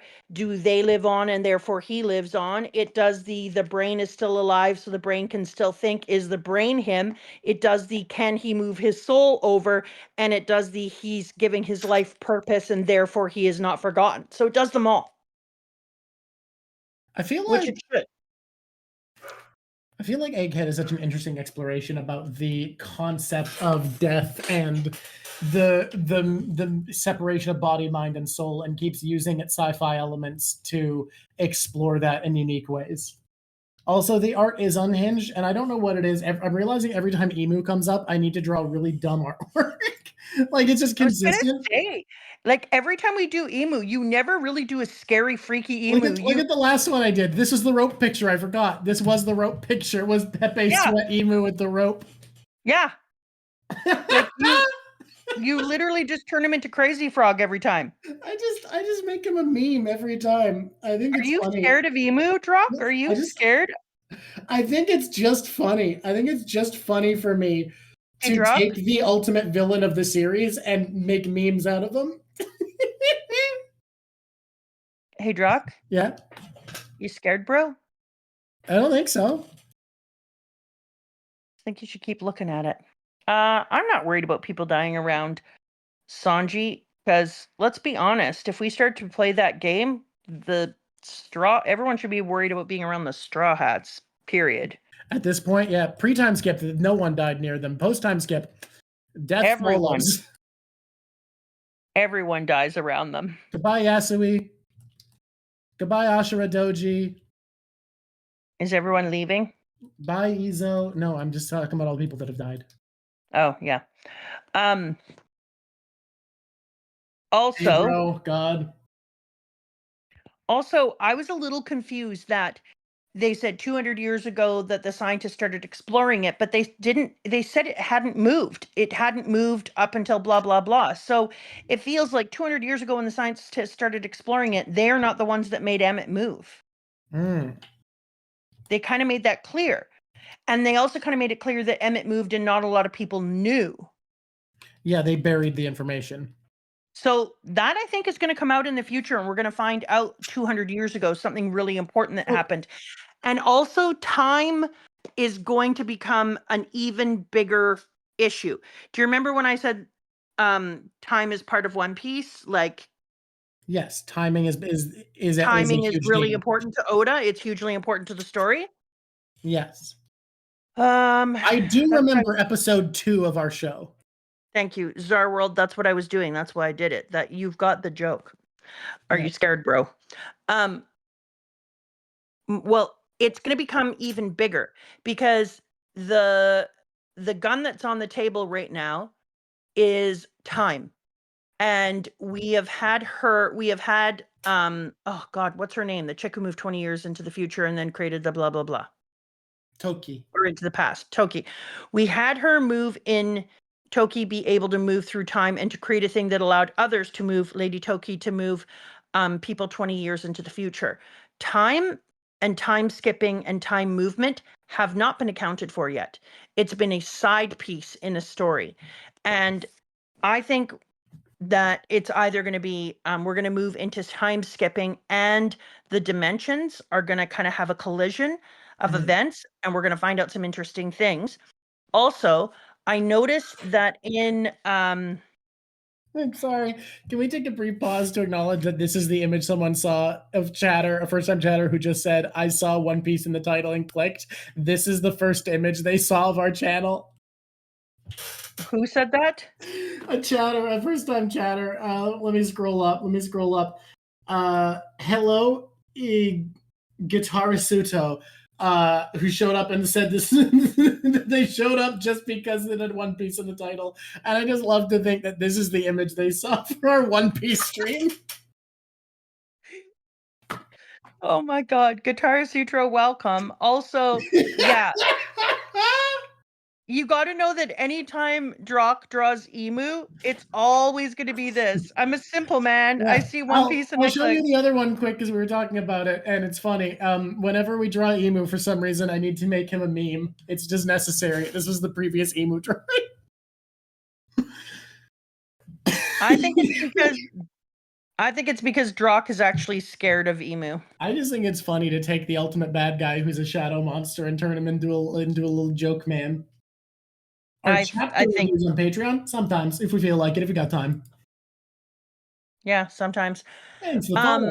Also, the crazy straw needs to be worked on. I want more dimensionality in that crazy straw. If you're gonna mess with the thing that I asked you to draw today and turn it into this nut bar drawing, the least you can do is make a good crazy straw. What was I saying before you interrupted me? Oh yeah, I remember. I'm sorry, but it was worth it. It was worth it. It's funny. I took a picture, all photos, and it looks like this. Moving, found it. So it says 6 days ago, they say the kingdom of Lelusia is gone. The details are unclear as of yet, but it can only be an omen. So they didn't say, they say the kingdom of Lelusia is destroyed. They didn't say it is, they've been killed. They didn't say it's been evaporated. They said gone.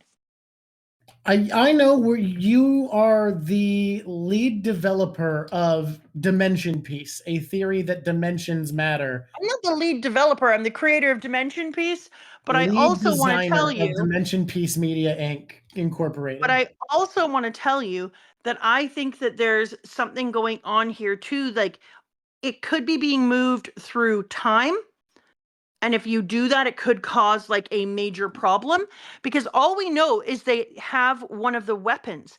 We don't know what the capability of the weapon is. And Mhm. we assume as people who hear the word weapon, that weapon always equates death. Mhm. But weapon can be many things. So now that we know that the government is using a weapon, the weapon could be putting it into a dimension, absolutely, but it can also be causing a blank in time. And that would also explain why there was a great big gaping black hole under it, because there's kind of a problem with a hole belonging inside of time, and it could have been pulled out.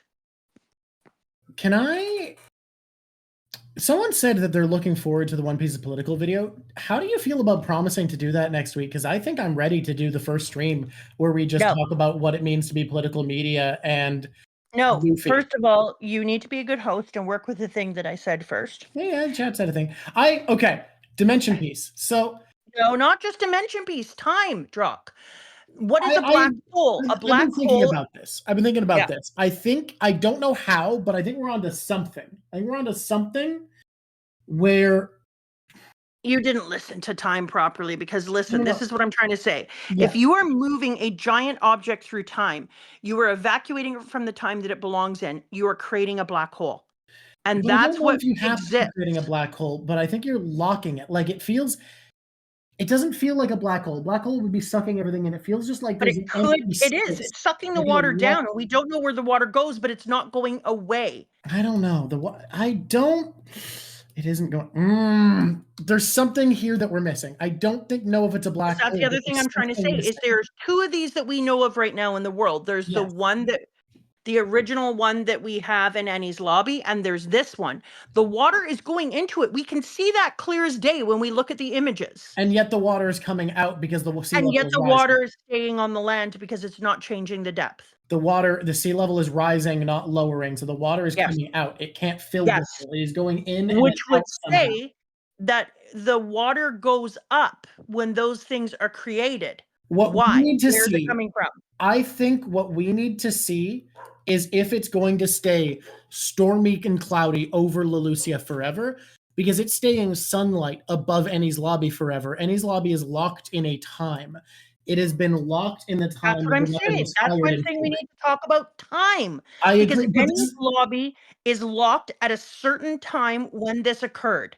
And then the water, I think, went up when Annie's lobby happened. Now, No. Lelucia's happened. He doesn't say that Lelucia is destroyed. He says it's gone. The water went up when that happened, not down, which would say that water is coming from somewhere else into this, and it is locked in a time period. So time is taking on a deeper meaning.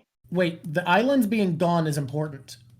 Yes. No. In another way. Hear me out on this. Someone in chat just said they feel like there should be more holes than there are if they've been doing this a lot. Okay, sure. Hear me out on this. Obvious answer. Your immediate answer to why we don't know about more holes is you don't sail to them. Why? Well, there's nothing there. You don't go there. Where do you sail in One Piece? Where your log pose points. If an island were just blasted, people would still find it. It would still connect to log poses. The log poses would still take you there. It's actually important that they're being fully removed, because otherwise you would be brought to these empty holes where the islands were destroyed by log poses. Yes. There's something to there. There's something in this. That's what I'm saying. So there's two elements working it here, and this is what I keep saying. Time is going to come back. Time has always been really important to the story. And then we had a time shifter. And now we have two holes that we know about that are locked in time. They're locked in a time of day. We don't know if there's any more holes on. We don't know if Lelucia is locked in time. I feel like we could have so much confidence in our theorizing. I'm saying we're about to find out if they're going to be locked in time. We know that Annie's lobby is. It's sunny there no matter what frickin' time of day it is, no matter what the weather outside of it is. My old theory was that it came from a battle between an awakened light fruit, glint fruit user and a dark fruit user. But I think that's dumb, because the hole is clearly caused by the weapon, and I think the hole in the sunlight should be caused by the same thing for good theory craft, which is why I think Dimension Piece has legs, because it explains both. I don't think there should be 200 holes there. I think that it was a making of a red line. The red line could have raised the sea level a lot as well. What if it's sending them to the red line? What if it's just popping them over there? I had the idea already of what if the islands were added onto the red line. Mm-hmm. But I don't think that's what the holes represent. I think it's a specific weapon. It was used once and once only, and in Ennie's lobby time, and now it's been used again, or it was used in a different way that created the red line. Yeah, we know different worlds exist, and yes, One Piece Film Red, from what I understand, which was more written by Oda than a lot of One Piece movies, went out of its way to include a lot of the alternate dimension devil fruits. And I think the dimensions are all attached, as I said. So I think there's a whole thing with the dimensions, because we know there's so many. Well, let's look up right now. There's so many different fruits that have dimensionality to it. So let's think, what are there? We got the swamp fruit, the dark fruit, the mirror fruit, the door fruit, the hammer fruit, or the pocket fruit. Sorry, he just used it for a hammer. What else do we have, guys?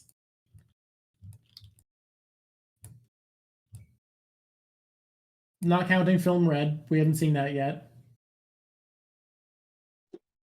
And let me look this up. What? Devil fruit. The jacket fruit is not. No, jacket fruit does not count as a dimension. I think I got most of them. Book fruit. The book fruit. That was important. The book fruit. Yep. Mm-hmm. Okay, let me just see what it says. So you got door. You got mark fruit, Vanderdecken. That's not a dimension. That just throws stuff. But it allows them to target and hit them within but it doesn't create a pocket dimension. I think I would disagree with this. Using ch.GPT is wrong here. I think it's incorrect. I agree. It's nothing. The door mention we've been over before. Yes, the mirror dimension, the swamp dimension, the dark dimension. Mostly got it, actually. I think we got them. I think I listed all of them except for the book fruit. I made the image so much pocket fruit, the poke no mi. I brought that one up. I said that. I said the pocket fruit. Bonnie's fruit does not. It has access to alternate futures, but it doesn't, like, although it might count. It might count. It maybe count. It maybe count. Hey, by the way, I made this drawing way funnier. It wasn't as funny, and then I did one change, and it's much funnier.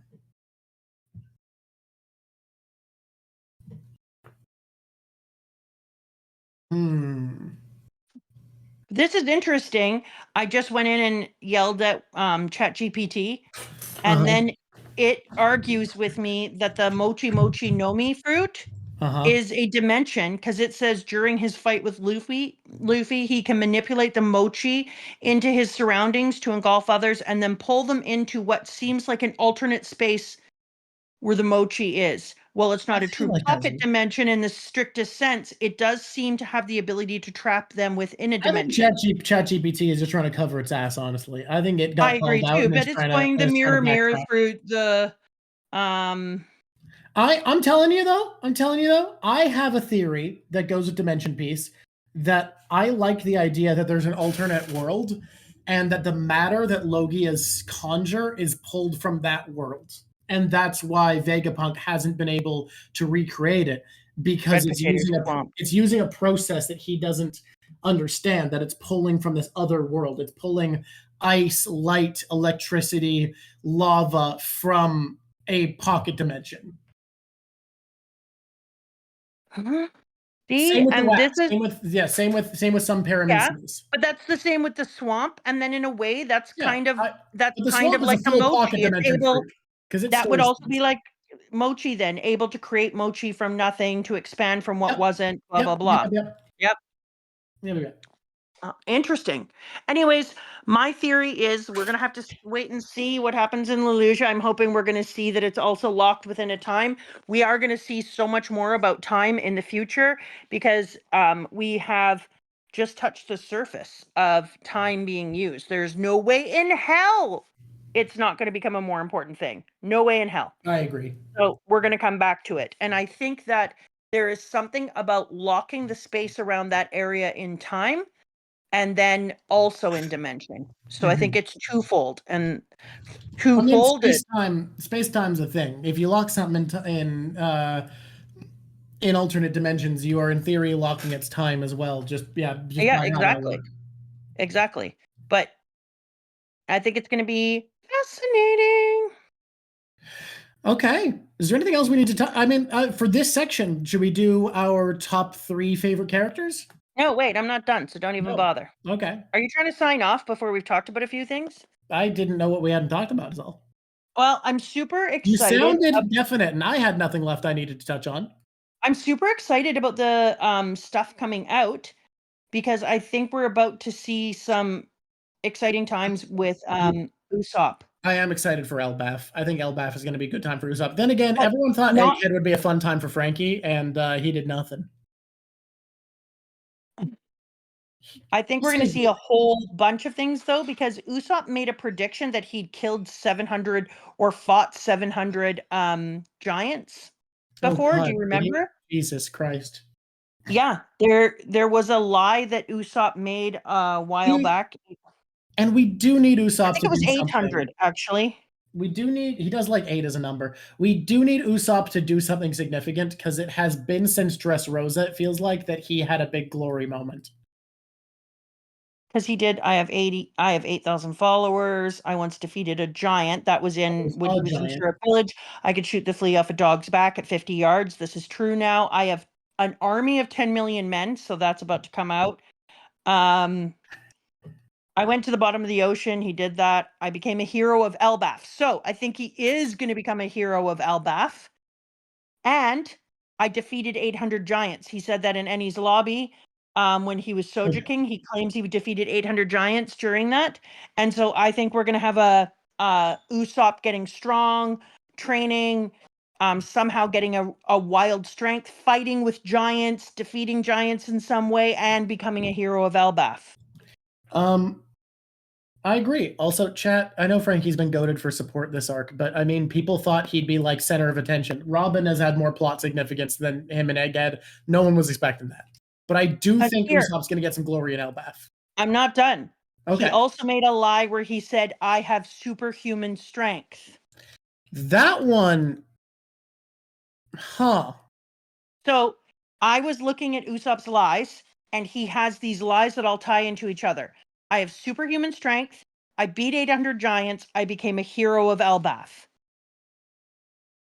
Those three, those 3 work together can actually have him make a super strength glow up in Elbaf. I'm excited to see what that looks like. I want him to get a Mjolnir so bad because he loves giant culture. Giants are Norse in this world, and he uses hammers, or at least used to. I want him to get Mjolnir so bad. Give the boy a Mjolnir. All right. I don't hate it. Ow. I'm just saying. Ow. I'm just saying for sure we're about to see Usopp level up in a crazy way. You are about to see some. Just a minute. Take your gross toe out of here. I was talking about my whole lower body. Yuck. Your father ran the 1,000,000-kilometer race up the mountains. Yeah. And one of his toenails is about to come off. 3 of them. Sorry, 3 of them. Toenails that stick around. People, I wanted to work up to doing that run, and now that I remember that when people run more than like 30 kilometers, their feet can fall apart, I'm a little bit more like, do I want that? Pretty fun though. No, go away with your gross toes. Get them out of this bedroom. Other than the post-event like wave of depression that inevitably hits for some fucking weird reason. That's a lot for our listeners to have to deal with. Sorry, too much swearing. No, I mean, no, it's I'm the depression. Take your depression out of this room and go away. Training for an event for months, and then it's over. You're like, now what? Oh my god. I think you enjoy running enough that you can feel that, and instead, every time I've trained for something running related and done it, and it's over, I'm like, thank fucking God I did it. I survived. I accomplished. Like, it is just bliss. It is just happiness that I made it. All the people here are like, this is so good. Papa Drawk has a depresso. No, it's real life. Depression is relatable. Get out of here, depressed boy. Recycling. He's recycling. Well, now you have a purpose in life. Why are you so depressed? Mr. Bean says, have milk. Chocolate milk is the best workout recovery drink unless you're lactose intolerant, then Gatorade It's is. also chocolate milk is a great way to like life again. I don't drink milk though, Keep so going. yeah. Okay, so I I know I've been really feel unfocused and scrambled for the second half of today's stream. I'm glad we did Undead first, man. I really feel like we are going to have a really awesome Usopp moment, and I can not wait for it. I have been calling this the second Usopp said that he would love the Wait, Giants. I was like, everybody wanted him to go to Elbaf. The whole no, but fan I base has said been I crazy. didn't say I wanted him to. I said we would. I Yes. remember I have a thing that said when we You were do. on Little Garden, Gold I said star we're going for to Elbaf. you. So that is a gold star wrapped in a turkey because I predicted it Why? in the garden. What? Okay, wrapped in a turkey. Yeah, I don't eat turkey, so it's actually a little uncomfortable that I said that. Hey, Drawk, how do you feel that Saturn died an old man on a boat? With the vice admirals trying to save the old man on a boat. Holy Yeah. fuck. I'm not gonna lie to Garp you. was the old man on the island, and Saturn was an old man on a boat, and Garp No, I probably was really, survived. really glad that you mentioned it because I have that in my pictures when I clicked it and I forgot. Thank you so much, Raze. God, that's Because so in the good. beginning of this arc earlier on, we First saw half or second half of the arc, you were insistent on it, yeah. yeah, I said like he has to die, blah blah blah, because he's the old man on the I boat. felt like he couldn't die. I felt like he was too important. You win again. And you said, no, he's too important. And I said, but he's the old man on the boat that Garp is talking about. Garp is the old man, and so is he, and he has to die. I get a better gold star for that. I think I get a shooting star. That's not a shooting star. Shooting star is about how long it took. That was, you predicted it like a couple months ago. Like, Okay, well, it's not. I don't think it's quite not a. diamond. I don't think it's a diamond star, but I don't think it's a gold star to predict that one of the planets. How about it's a gold star and then it has sunglasses on it to be like, this is a cool one. Did you just tell our editors to make a sunglass gold star? No, I told them to play the gold star automatic and then have a PNG of sunglasses, slide down onto it, and then you get a cool guy gold star. It's kind of more like a platinum star. I'm with these people. I don't.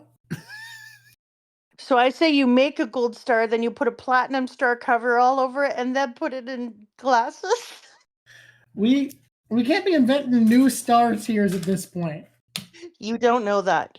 You know what? You have a narrow mind. You can invent anything you want. Look at this thing you invented. This is, if anything, proof that anything can be done. Exactly. It is the first big prediction since I caught up. It is. It is your first big ongoing prediction, and it's very impressive. It's a really good one. Because I was like, this dude's got to die. He's an old man in the boat. Meanwhile, in this second of chapters, I got proven wrong twice. So, like, you're killing it. I don't know what to tell you. Just wait until Undead Unlucky is a video game. It's not gonna be a video game. It's gonna be a manga because I'm gonna win that one. I'm gonna be. Just wait. You've seen how in sync my brain is with that author. I think if there's anywhere I have a chance to be the better predictor, it's Undead Unluck. I just waited until it's a video game. Manga. Okay. The other thing that I loved about this one, I took pictures because I always take pictures of the things that I love to talk about. Boop, boop, boop. Okay. There we go.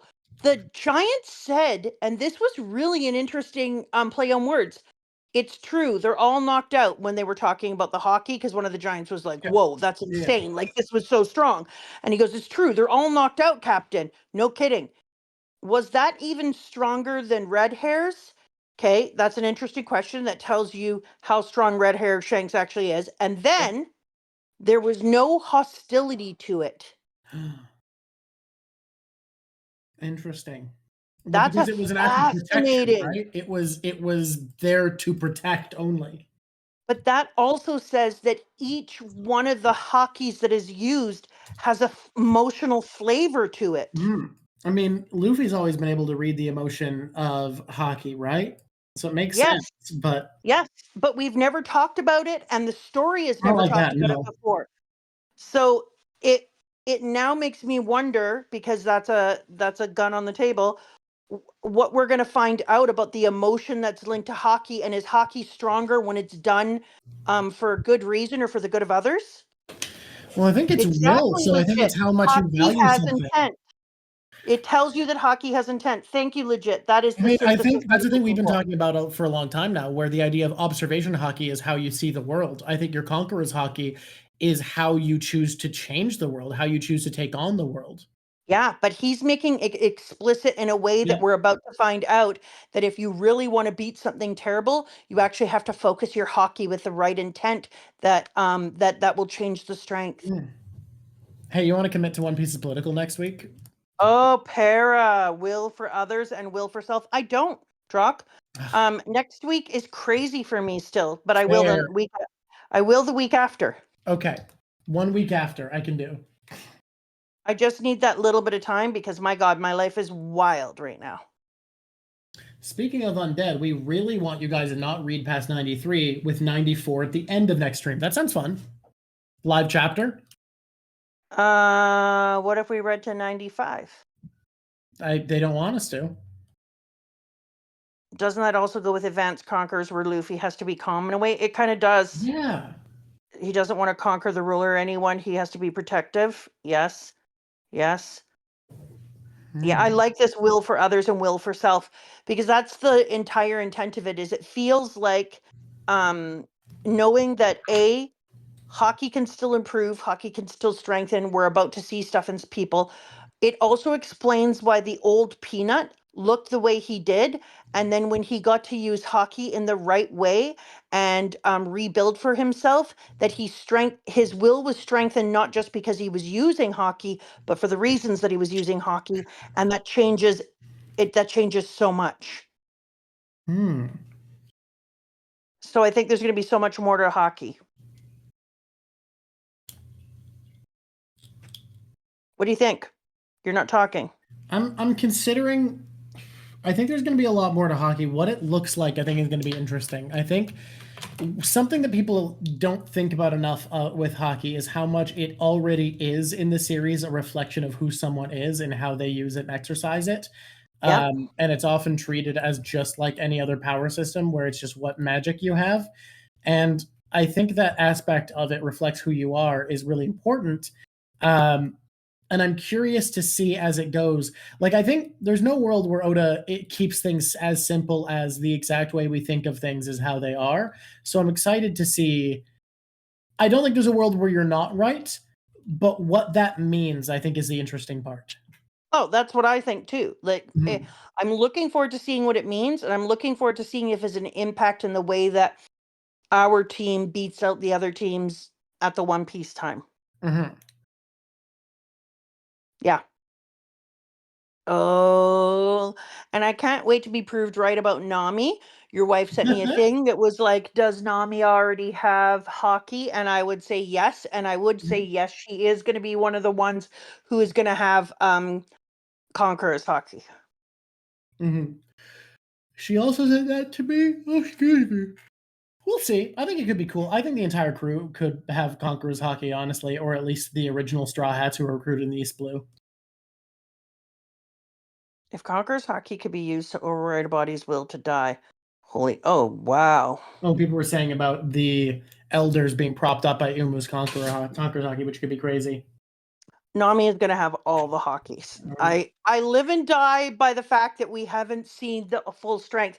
When we went through, and if you guys didn't see it, for sure watch it when it comes out on YouTube. We went through and talked about the relationships of the different Straw Hats to each other, and we found out that some Straw Hats literally have nothing. No relationship. For example, I'll bring up the pick I did for that one. So shocking. But bring up this pick I did for that one where I pointed out a Straw Hat pairing where there's just nothing. Yeah, when we went through that, what I realized is Nami is the one who has the most relationship with every single Straw Hat. And then I started to think about what that means for her and for hockey. And then your wife sent me that thing, and Para put it here. That's how she beats up Luffy, because Nami is one of the only ones who actually makes a physical attack on Luffy, and it shows up as bumps all over him. Other people fight, and it doesn't come up that way. So I think it should be interesting. Also, I think some of the characters in the Straw Hats are being underplayed for a reason, and I think we're going to have like pump ups, and it's going to let us have Mhm. people pop off in a way we didn't expect, so that we still have something surprising and engaging and mind blowing to come up. So I really think we're going to have some massive glow ups or changes within our straw hats. I could see it. Something I want to talk about before we go today, also that I remembered, is I've been watching Grand Line reviews of villains lately, and how a lot of villains in One Piece felt like the perfect antagonist for an arc, and then after that arc felt like they couldn't live up to it. Like Jack, for instance, was great in Zao, and then afterwards fell off. And Big Mom was great in Whole Cake, but in Wano didn't really fall off, but like had to play second fiddle because it was a story about Kaido, so she couldn't take the stage like you wanted for her. I am so glad Saturn got to be one of the best antagonists we've ever had, and then die that way. He died on top, and he's gone. Isn't that great? Yeah. Don't we love? I like that his character died. Yeah. I also like that his character died because it says how fast that can happen. Yep. You fail Emu, you die. Rest in peace, bozo. So there's a couple of cool things about it. Number one, that he gets to stay the badass and then just disappear. And number two, that he died and changed what it looks like for the rest of the piece. Okay, go ahead. Before we do our closing, people really, really, really want us to talk about the fact that Queen might be Frankie's father. And let me just say, people care too much about familial relationships that it just doesn't matter. Oh, it does matter. We're going to find out who Luffy's mom is. We are. I think it's neat if it's true, and that's it. Like, it makes sense. They both sing and dance and are cyborgs. Like, cool. I don't hate the idea. Genetic. It's fine. I don't hate the idea. And we know his parents are piece of shits who abandoned him. So, like, makes sense. Also makes sense. But I can't wait to meet Luffy's mom. It's going to have a major impact on the story. It's going to be freaking wild, and I'm super excited about it. I hope it matters because she did something cool and not just because she's Luffy's mom. No, it's going to matter because she did something cool. It's going to be a huge thing, and I am predicting now that Luffy's mom existing within the story and us finding out is going to be like story rocking. Okay. All right, guys. Here I actually do care about parentage a little because I do like the theory that Robin's dad is Dragon and Luffy and Robin are half siblings. That would be good. Yeah. They just understand each other so much that it feels like it makes sense to me. I like that one. I don't care if it's for Luffy or not. That doesn't matter. What matters is that we, the audience, meet Luffy's mom. Okay. Yeah, it doesn't matter to Luffy. Because Luffy knows who matters to him, and that's the people who raised him. I disagree with you, Rams. Luffy's mom will 100% matter. Doesn't need to matter to Luffy, will matter. I agree with the person who said it will matter to Dragon, not Luffy, and I think that's the right way to think about it. And I don't even care. I'm just super excited for it to happen. All right.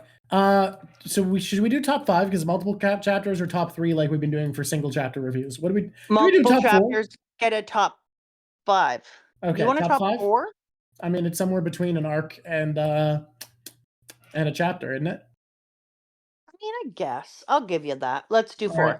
Top 4 coming at you. Number 1. Yeah. Out of these chapters, these most interesting, the ones you like the most. Like the one that I think is the most interesting. I don't know if you will agree with me. I'm curious. Okay, we're gonna have to have a tiny. I just gotta open Shonen Jump again because I like to make sure I'm not wrong. Okay.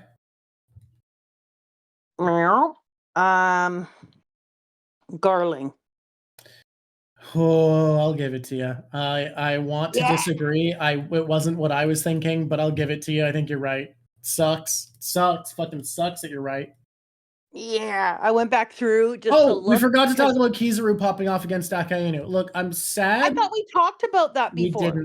We didn't. I'm sad that Kizaru didn't break yet and he didn't abandon the Navy, but I'm glad that he told Akainu off and was like, I just killed my best friend, you fucking bastard. I love the scene so much, and for me, I think it's just short days before he leaves. Yeah. It's just setting up my theory that Luffy in particular, Straw Hats in general, are going around and empowering people with agency who are then able to see the evilness of the institutions that they're working for and will eventually flip sides when it comes to the right time and help to draw everything together. I agree. I think the big thing that'll stop Kizaru is he needs to know that Joy Boy's message was real. I Yeah. don't think he can go through with it because he's been doing horrible things for what he believes is a greater good. I think if he Yeah. realizes the government he's leading is doing this, the only way I see him staying is I've seen a theory where Akai or Sakazuki, not Akainu now, is so frustrated with being held back by the world government that he commits a coup and makes the Navy an independent force. If Sakazuki did that, I could see Kizaru not abandoning the Navy. Yeah, but if he did that, that is abandoning the Navy because it's a abandoning the world separate government. force. Yeah, exactly. Yeah. So that- no, I could see that as well. I like that Mhm. feed, but I'm saying, yeah, I like the part where he called him brother too. I'm seeing it being a break, and I saw this as the crack. That's how I see it, but I genuinely would love Sakazuki cooing the world government. I don't think it's going to happen. I think he's drunk the Kool-Aid, but it would be cool as fuck, and I would be okay with it. Like, Yeah. It doesn't feel out of character. It just feels less likely. Yeah, I still think like it's. I really just feel like he's gonna leave, and Akira's gonna leave. I have to turn this off. Okay. So next on the top 5. This is a tough one. Okay. So why don't you tell me your person picks first since I got mine? I'm feeling a top 2. I'm feeling a number 2 for the collective Vegapunks. I could see that 100%. I would agree to that. Like, I was thinking 3 at first, but then I'm like, nah, you know what? Who beats No, Vegapunks as in a this collection, I could see them being number 2. That makes sense to me. Mm-hmm. Someone was saying, why can't they all make bodies now? I think that the part that connects to the brain and acts autonomously is more difficult to make than everything else. Like, I think as a core, that like repairing and replacing that is going to be difficult. Like, getting them out of the brain is going to be hard. So instead, they have to live through Edison. I love Frankenstein Edison. He's great. Love him. Frankenstein Edison is a total glow up. I figured he'd be dead. I'm glad he's alive. They're all like alive and tricking your wife into shooting them off into space. Let's not exaggerate my feelings about York. I just like her. I'm not one of those people that's claiming characters to be my waifu. I find that shit cringe. I think it's funny as crap. I know everybody does it. It's fine. You're allowed to be cringe. I do cringe shit all the time. You're all Yeah, you do. Cringe. Being cringy is your favorite. Yeah. Just because I think you know what? you do is cringe doesn't mean you can put all of the characters together, but I don't think you can include Lilith in that. She's in a different Lilith realm is independent right now. It's all the other Vegapunks, not and Lilith. I would argue that Lilith is number 5 in a 4-person thing. So she's like guest of honor, honorable mention. Yeah, I just think I would put Lilith at 5. Okay. All right. On our 4-person thing. On our 4-person thing. Okay. God, third or fourth. Garling really kicked ass in such a small little section of attention, huh? You know who else did? Who?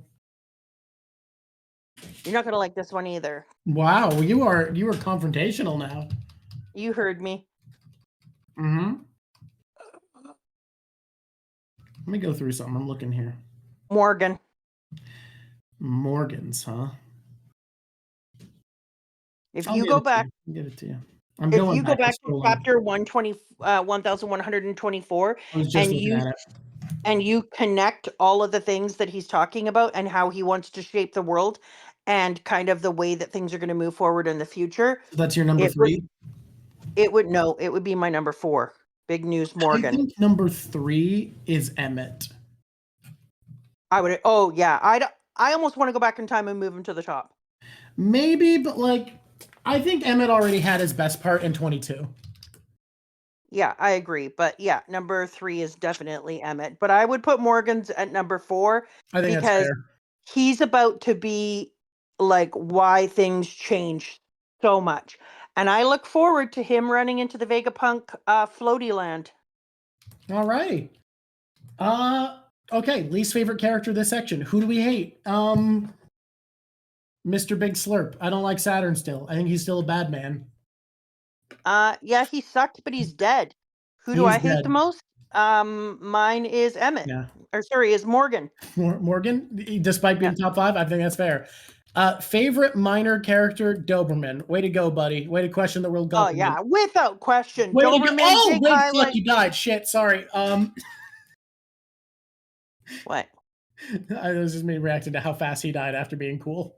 Oh yeah, so let's just do this. You and I can give him props. Editors, can you please put in a clapping sound here? Let's hear it for Doberman, questioning Saturn just before Saturn was about to die. You lost your life telling us the obvious thing, buddy. We really appreciate it. Oh man, I did. He was good. He did his best. I love that Oda, despite clearly having an anti-establishment agenda, isn't someone that because of being anti-establishment is like everyone in authority is a bad guy. No, he knows some people are in the position they're in the Navy in this world because they think it's the best way to do good. And he has characters like Doberman be loyal because they think that's how they'll accomplish good. And well, then Doberman's he like, obviously, because we got our old boy in there being like, oh, Luffy, I gotta stop you from doing things, even though you're the reason I got off the ship and got into my life. look, I respect Kobe. Yeah, whatever. I want Kobe to lose so badly. But live. Please don't get me wrong. Look, Don't his go head killing didn't Kobe. explode. He might not be dead. I think he definitely would be dead if Saturn hadn't have died. The fact that Saturn dies means he has a chance, because otherwise he'd live and Saturn be like, wait, you're alive, and just keep blasting. Wait a minute. Did you live? It's time for you to die now. Time for you to die. Drip. The drip. Is the drip real? Are you saying, you I was weird about to say the kid? drip is real, but now I need to question it. Is the drip real? I'm scrolling. You're not sure, so you were sure if the drip is real, but now you're no longer sure if the drip is real. Longer. I've lost surety in the drip. I picked my drip. I'm scrolling on through. Is yours Frank Edinson? Okay, I'm gonna tell you an honest truth. It was Frankinson, but I changed my mind. I think mine is Garling with his celestial drag with his elder's outfit. Yeah, mine is also Garling. I was gonna do the Frankinson because come up, that's wicked shit. But it's Garling. Unironically though, not just because I like her. Every time I see York, it is a great design. Like, her face is so expressive and the outfit is really killer, but that's not like a new thing. Garling's got a new look going on with his elders look. The cape that Garling is wearing says, "Excuse me, I'm about to cut off your legs." Are you ready to have the new best elder? Oh, I'm so excited. He comes in with a real I'm the zaddy of the nation kind of attitude. Is he going to turn into a spider? Because if so, that's very funny. Oh, that would be funny as shit. That would be funny as shit. But also I don't want another spider. Can I have something new? A new yokai? All right. Yeah, Oda, can I get a new yokai, please? Like, guys, we need to find the dumbest yokai for him to be. I'm Googling silliest yokai. Yeah, if he turns into a rabbit, that will work, because that was my least favorite character in Undead Unluck. And everyone was fine with that. Okay, they liked it. Guys, I've got one. Biwa Boku Boku. The Biwa Boku Boku. The Biwa Boku Boku look like creepy anthropomorphic versions of household objects. Okay, that's fine. He could just be an anthropomorphic broom. But he could just be a rabbit. He could be a rabbit. Yeah, he could be like that character. I don't know what it's called, but it's like a goo. The bunny that says a goo. I don't know their name. Yeah. You know, the one that doesn't speak English and talks like it's an actual baby? A goo, a ga, ga, ga. Yeah, you know the bunny who says Oh, shoot, I have to do a thing. Red Potato is counting me in. Do you know what happened the first time? Nobody counted me in, so I was just stuck. you were stuck. You couldn't do anything, I remember. I wanted to do things, but I was like stuck in place. It had almost been like the mother flame had been used on me. Evaporated, stuck in dimensions. Hey there, YouTube. It's me, Mama Drawk, and Yeah, what up? you've been watching One Piece, and over there That's real. is Drawk. Hi. And I just want to say things so quickly, almost as if I'm an auctioneer. Time to subscribe, get subscribing up, press the like button, then go inside. When we get to 20,000, we're going to put a thing out to Murphy saying, hey, Murphy, do you want to hang out with us? That's so true. do the subscription. And then Drawk is also going to dress up as Gear 5 Luffy. God, I forgot. He is more excited about doing that than you can even imagine. Mhm. I have bought him an entire costume for it. He It's real. cannot wait. Can you not wait, Drawk? I'm not allowed to wait, so yeah. And then we're going to start doing content with others. Consider joining in for our new manga discussion on Undead Unluck. If you are You not should. reading it or watching it, you're wrong. We watched it and felt mediocre, but liked it up until about 32. And then from 40 on, we are in. It is an It's awesome so piece. good. We'd love to It's see you so there. good. It's hey guys, genuinely, join us for the Undead Unluck read along. It's been so good. Don't judge it by the first 34 chapters. They're No, okay. don't. They're good. They're solid. It's not bad, but it's just No. holy shit does it get going.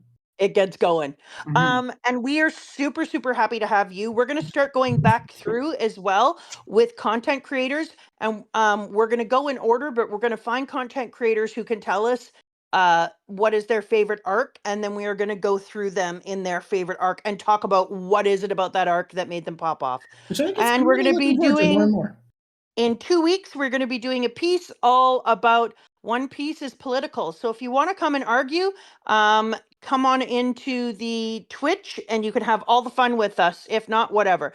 Now up on the screen, you are going to have an amazing thing. That's our address. Send us letters, postcards, or whatever you want to. And we always open them on Patreons. And we're also going to be doing the thing where we attach them here so anyone who has sent stuff to us can see it. Shout out to all the people who sent us the coolest stuff ever. I'm going to put in the Discord and come to the Discord. Now that I am in a better place this upcoming week, I think I can start popping into the Discord more often to have conversations. You'll I'm find us still a in ways there. off of that, but I want to come back to the Discord. I've been lurking lately. I lurk and read everyone's stuff and is like, I want to have fun. You can't go plan lessons. But I'm ready to go back into my Discord and have conversations with people, and I'm super excited. I'm going to take pictures of some of the things that people sent. That my teapot, the other day I was using my teapot and I took a picture of it and sent it to a person that I'm trying to convince to read One Piece because I'm a One Piece pusher. Yeah. Hi, my name is Mama Drawk and I'm a One Piece pusher. And they were like, "What the hell is that? Why do you have a teapot that's a snail?" And I was like, "You will not slander the Den Den Mushi." Okay. Can I show some of the stuff that we've been sent by Dr. Jack Armand, which are these 3D printed Yes. devil fruits that are Yes. just like the best devil fruits I have seen. They are so good looking. I have a Yami Yami no Mi and an Ope Ope no Mi, and I love them. I love them so much. Show They're them. Why am I not seeing them already? You're seeing them. They're on screen. Oh, I don't Make the see you. screen bigger. I gotta press buttons now. All I see is you. Whoop. My hair's Where crazy. are you? Jesus. Yeah. Look at those. Look how good they look, though. Those are, you know what those are? Fantastic. Almost as good as mine. Almost? Not quite. Your Mine are so good. success. Oh my God. Next week is is it next week? It is so hot where we live. It was, you guys don't know Celsius, but it was 33 degrees Celsius in my town the other day. And I was wearing a sweater like a moron because it's September. So I was like, sweater, wrong. One choice. What's choice. 33 degrees Celsius in Fahrenheit? It's like 98 or something, like 95 or something, like 92 or something. Like It was just hot like and 89 uncomfortable or and terrible and awful and not sweater weather. Sweater weather. So 89. My final guess was correct. perfect. I'm going to be wearing my Undead Unluck shirt to school. Oh, like to that's wear exciting. I like to get to hold off on wearing anything new that I have to school, but somebody sent me the Undead Unluck shirt with Undead on it, and I like to wear it with a blazer. It's too hot to wear with a blazer right now. So I'm going to wear it next week because it's supposed to have cooled off. So excited. You have another Undead Unluck gift, by the way, that came in shortly after we did the last Patreon stream. So next Patreon stream, you're going to get another one. It was Sam. It was Sam who gave me the shirt. Sam, I'm so excited. I get to wear it. I remember that, Sam. Just didn't want to say it, and then it wasn't you, Sam, and I gave you credit or made you feel uncomfortable. But I was like, I'm sure it was Sam. And so that's exciting. I can't wait to see. I can't wait to see if any kids know who it is. I love wearing things to school and then having it's people be like, the anime is just starting apparently, so there will probably be a lot of people aware. oh, that is so. I hope somebody does. Because if anyone is going to do it anywhere, it'll be at school. A kid will be like, oh my God, that's Undead. Ugh. Reputator, I'm not wearing. Well, the anime is over. It's between seasons. I'm sure it'll come back. And I'm if it not doesn't, wearing Pearl to shame. school, Reputator. I don't want to upset the children. They won't be able to focus on their work if they have to look at Pearl. Okay. Oh, Anything that else was we need all to go over? YouTube. So, anyways, YouTube, thanks so much. Yeah. Forgot. Yeah, that was all. That was what that was. I mean, a lot of that'll be edited out. Oh, that's so funny as Hey, crap. editors, sorry for giving you more work in the plug than normal. Here's what I got to say to that. Exciting times. Use a crazy straw. Sorry. Crazy straw for a crazy night. I don't know why this makes me so happy to look at. It's so stupid. So silly. I think Oda would like it. Anyone who comes at me for a lack of professionalism is giving me a compliment. Professionalism is toxic to my body. I refuse it. You know that thing when you're in a really fancy restaurant and they're like, "You're welcome, sir," and it's all over the top. Fucking it irks me. It causes me physical pain. It truly injures my body. So if anyone's Like you're gonna be like, actually stuttering because of it. You don't even know how to speak through it. it's so difficult to process. So whenever people come at me for a lack of professionalism, thank fucking Christ that that's the way I'm coming across. Oh, I forgot. Anyone who wants to read Witch Hat Atelier with me, I'm going to be starting it on October 1st. I'm going to get Drawk, even though he gets all like, I'm Drawk, to make me a little space within inside of Discord so we can just talk about Witch Hat Atelier only.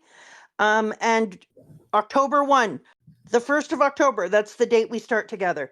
Witch Hat Atelier. So if you're either already a fan of it, October 1st, we're reading Witch Hat. Okay. Not you. You don't get to read it. It's just for other people. Well, so then this is the one that I picked. Great. This is the one that I picked that I needed to read ahead of Drawk. So there would be a manga I had already read that Drawk hadn't read, and then we would do it together, and he would read a certain number. And so this is me reading ahead on that. So unless you're Drawk, he can't come.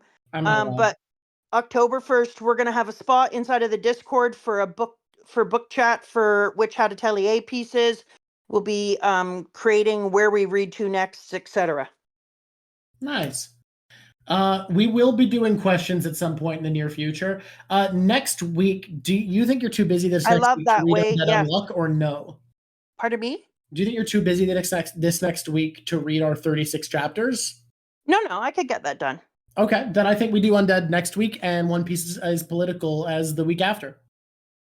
I would agree. I would also like to do a thing for One Piece, but not yet, because there's a whole bunch of different kinds of One Piece things that I want to do, but not yet.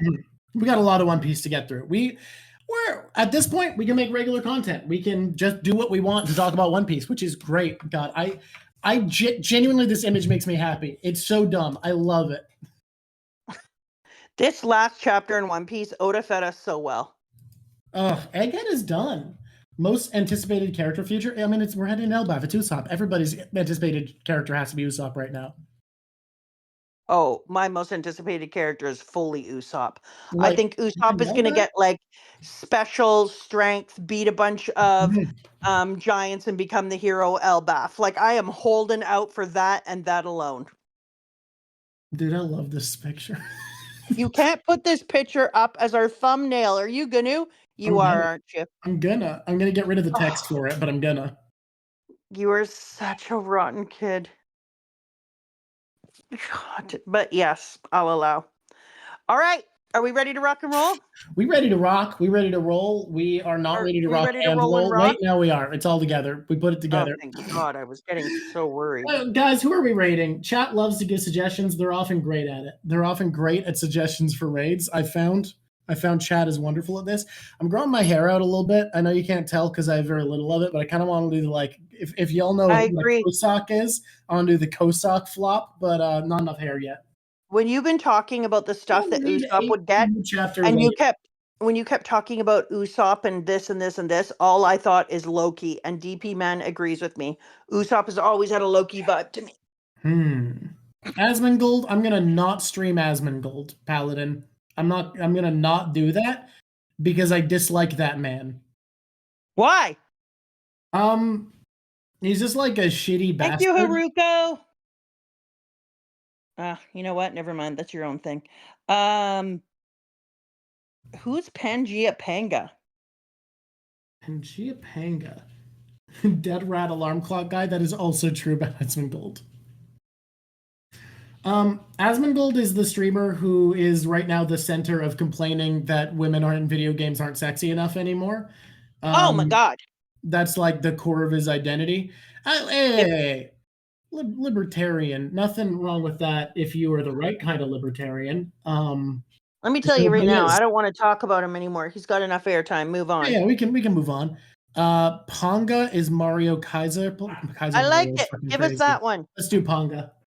I love Kaiser Mario. It goes but he's Pangea Panga. Yeah, Pangea Panga. Special event. Kaiser Mario is great. Great. Oh, it looks like now they're doing Kaizo F-Zero? All right, sure. Guys, you're going for F-Zero. You're raiding an F-Zero race course. Don't get run over. Look, gross oversimplifications of people I don't respect are fine unless I have more time to give them. Did we thank YouTube? We didn't. Thanks for watching, YouTube. No. Patreons. Thank you so much, Patreons. We couldn't do the work without you with the editors, literally, because we didn't get these out very fast before we had editors.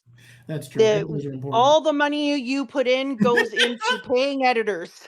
It is necessary for us to have editors. Because before we had editors, what did we have? Very slow videos. Very slow. It's very helpful. All right, everybody. Thank you for watching. And until next time. Squish on, squishies. Lovely talking to you. Bye.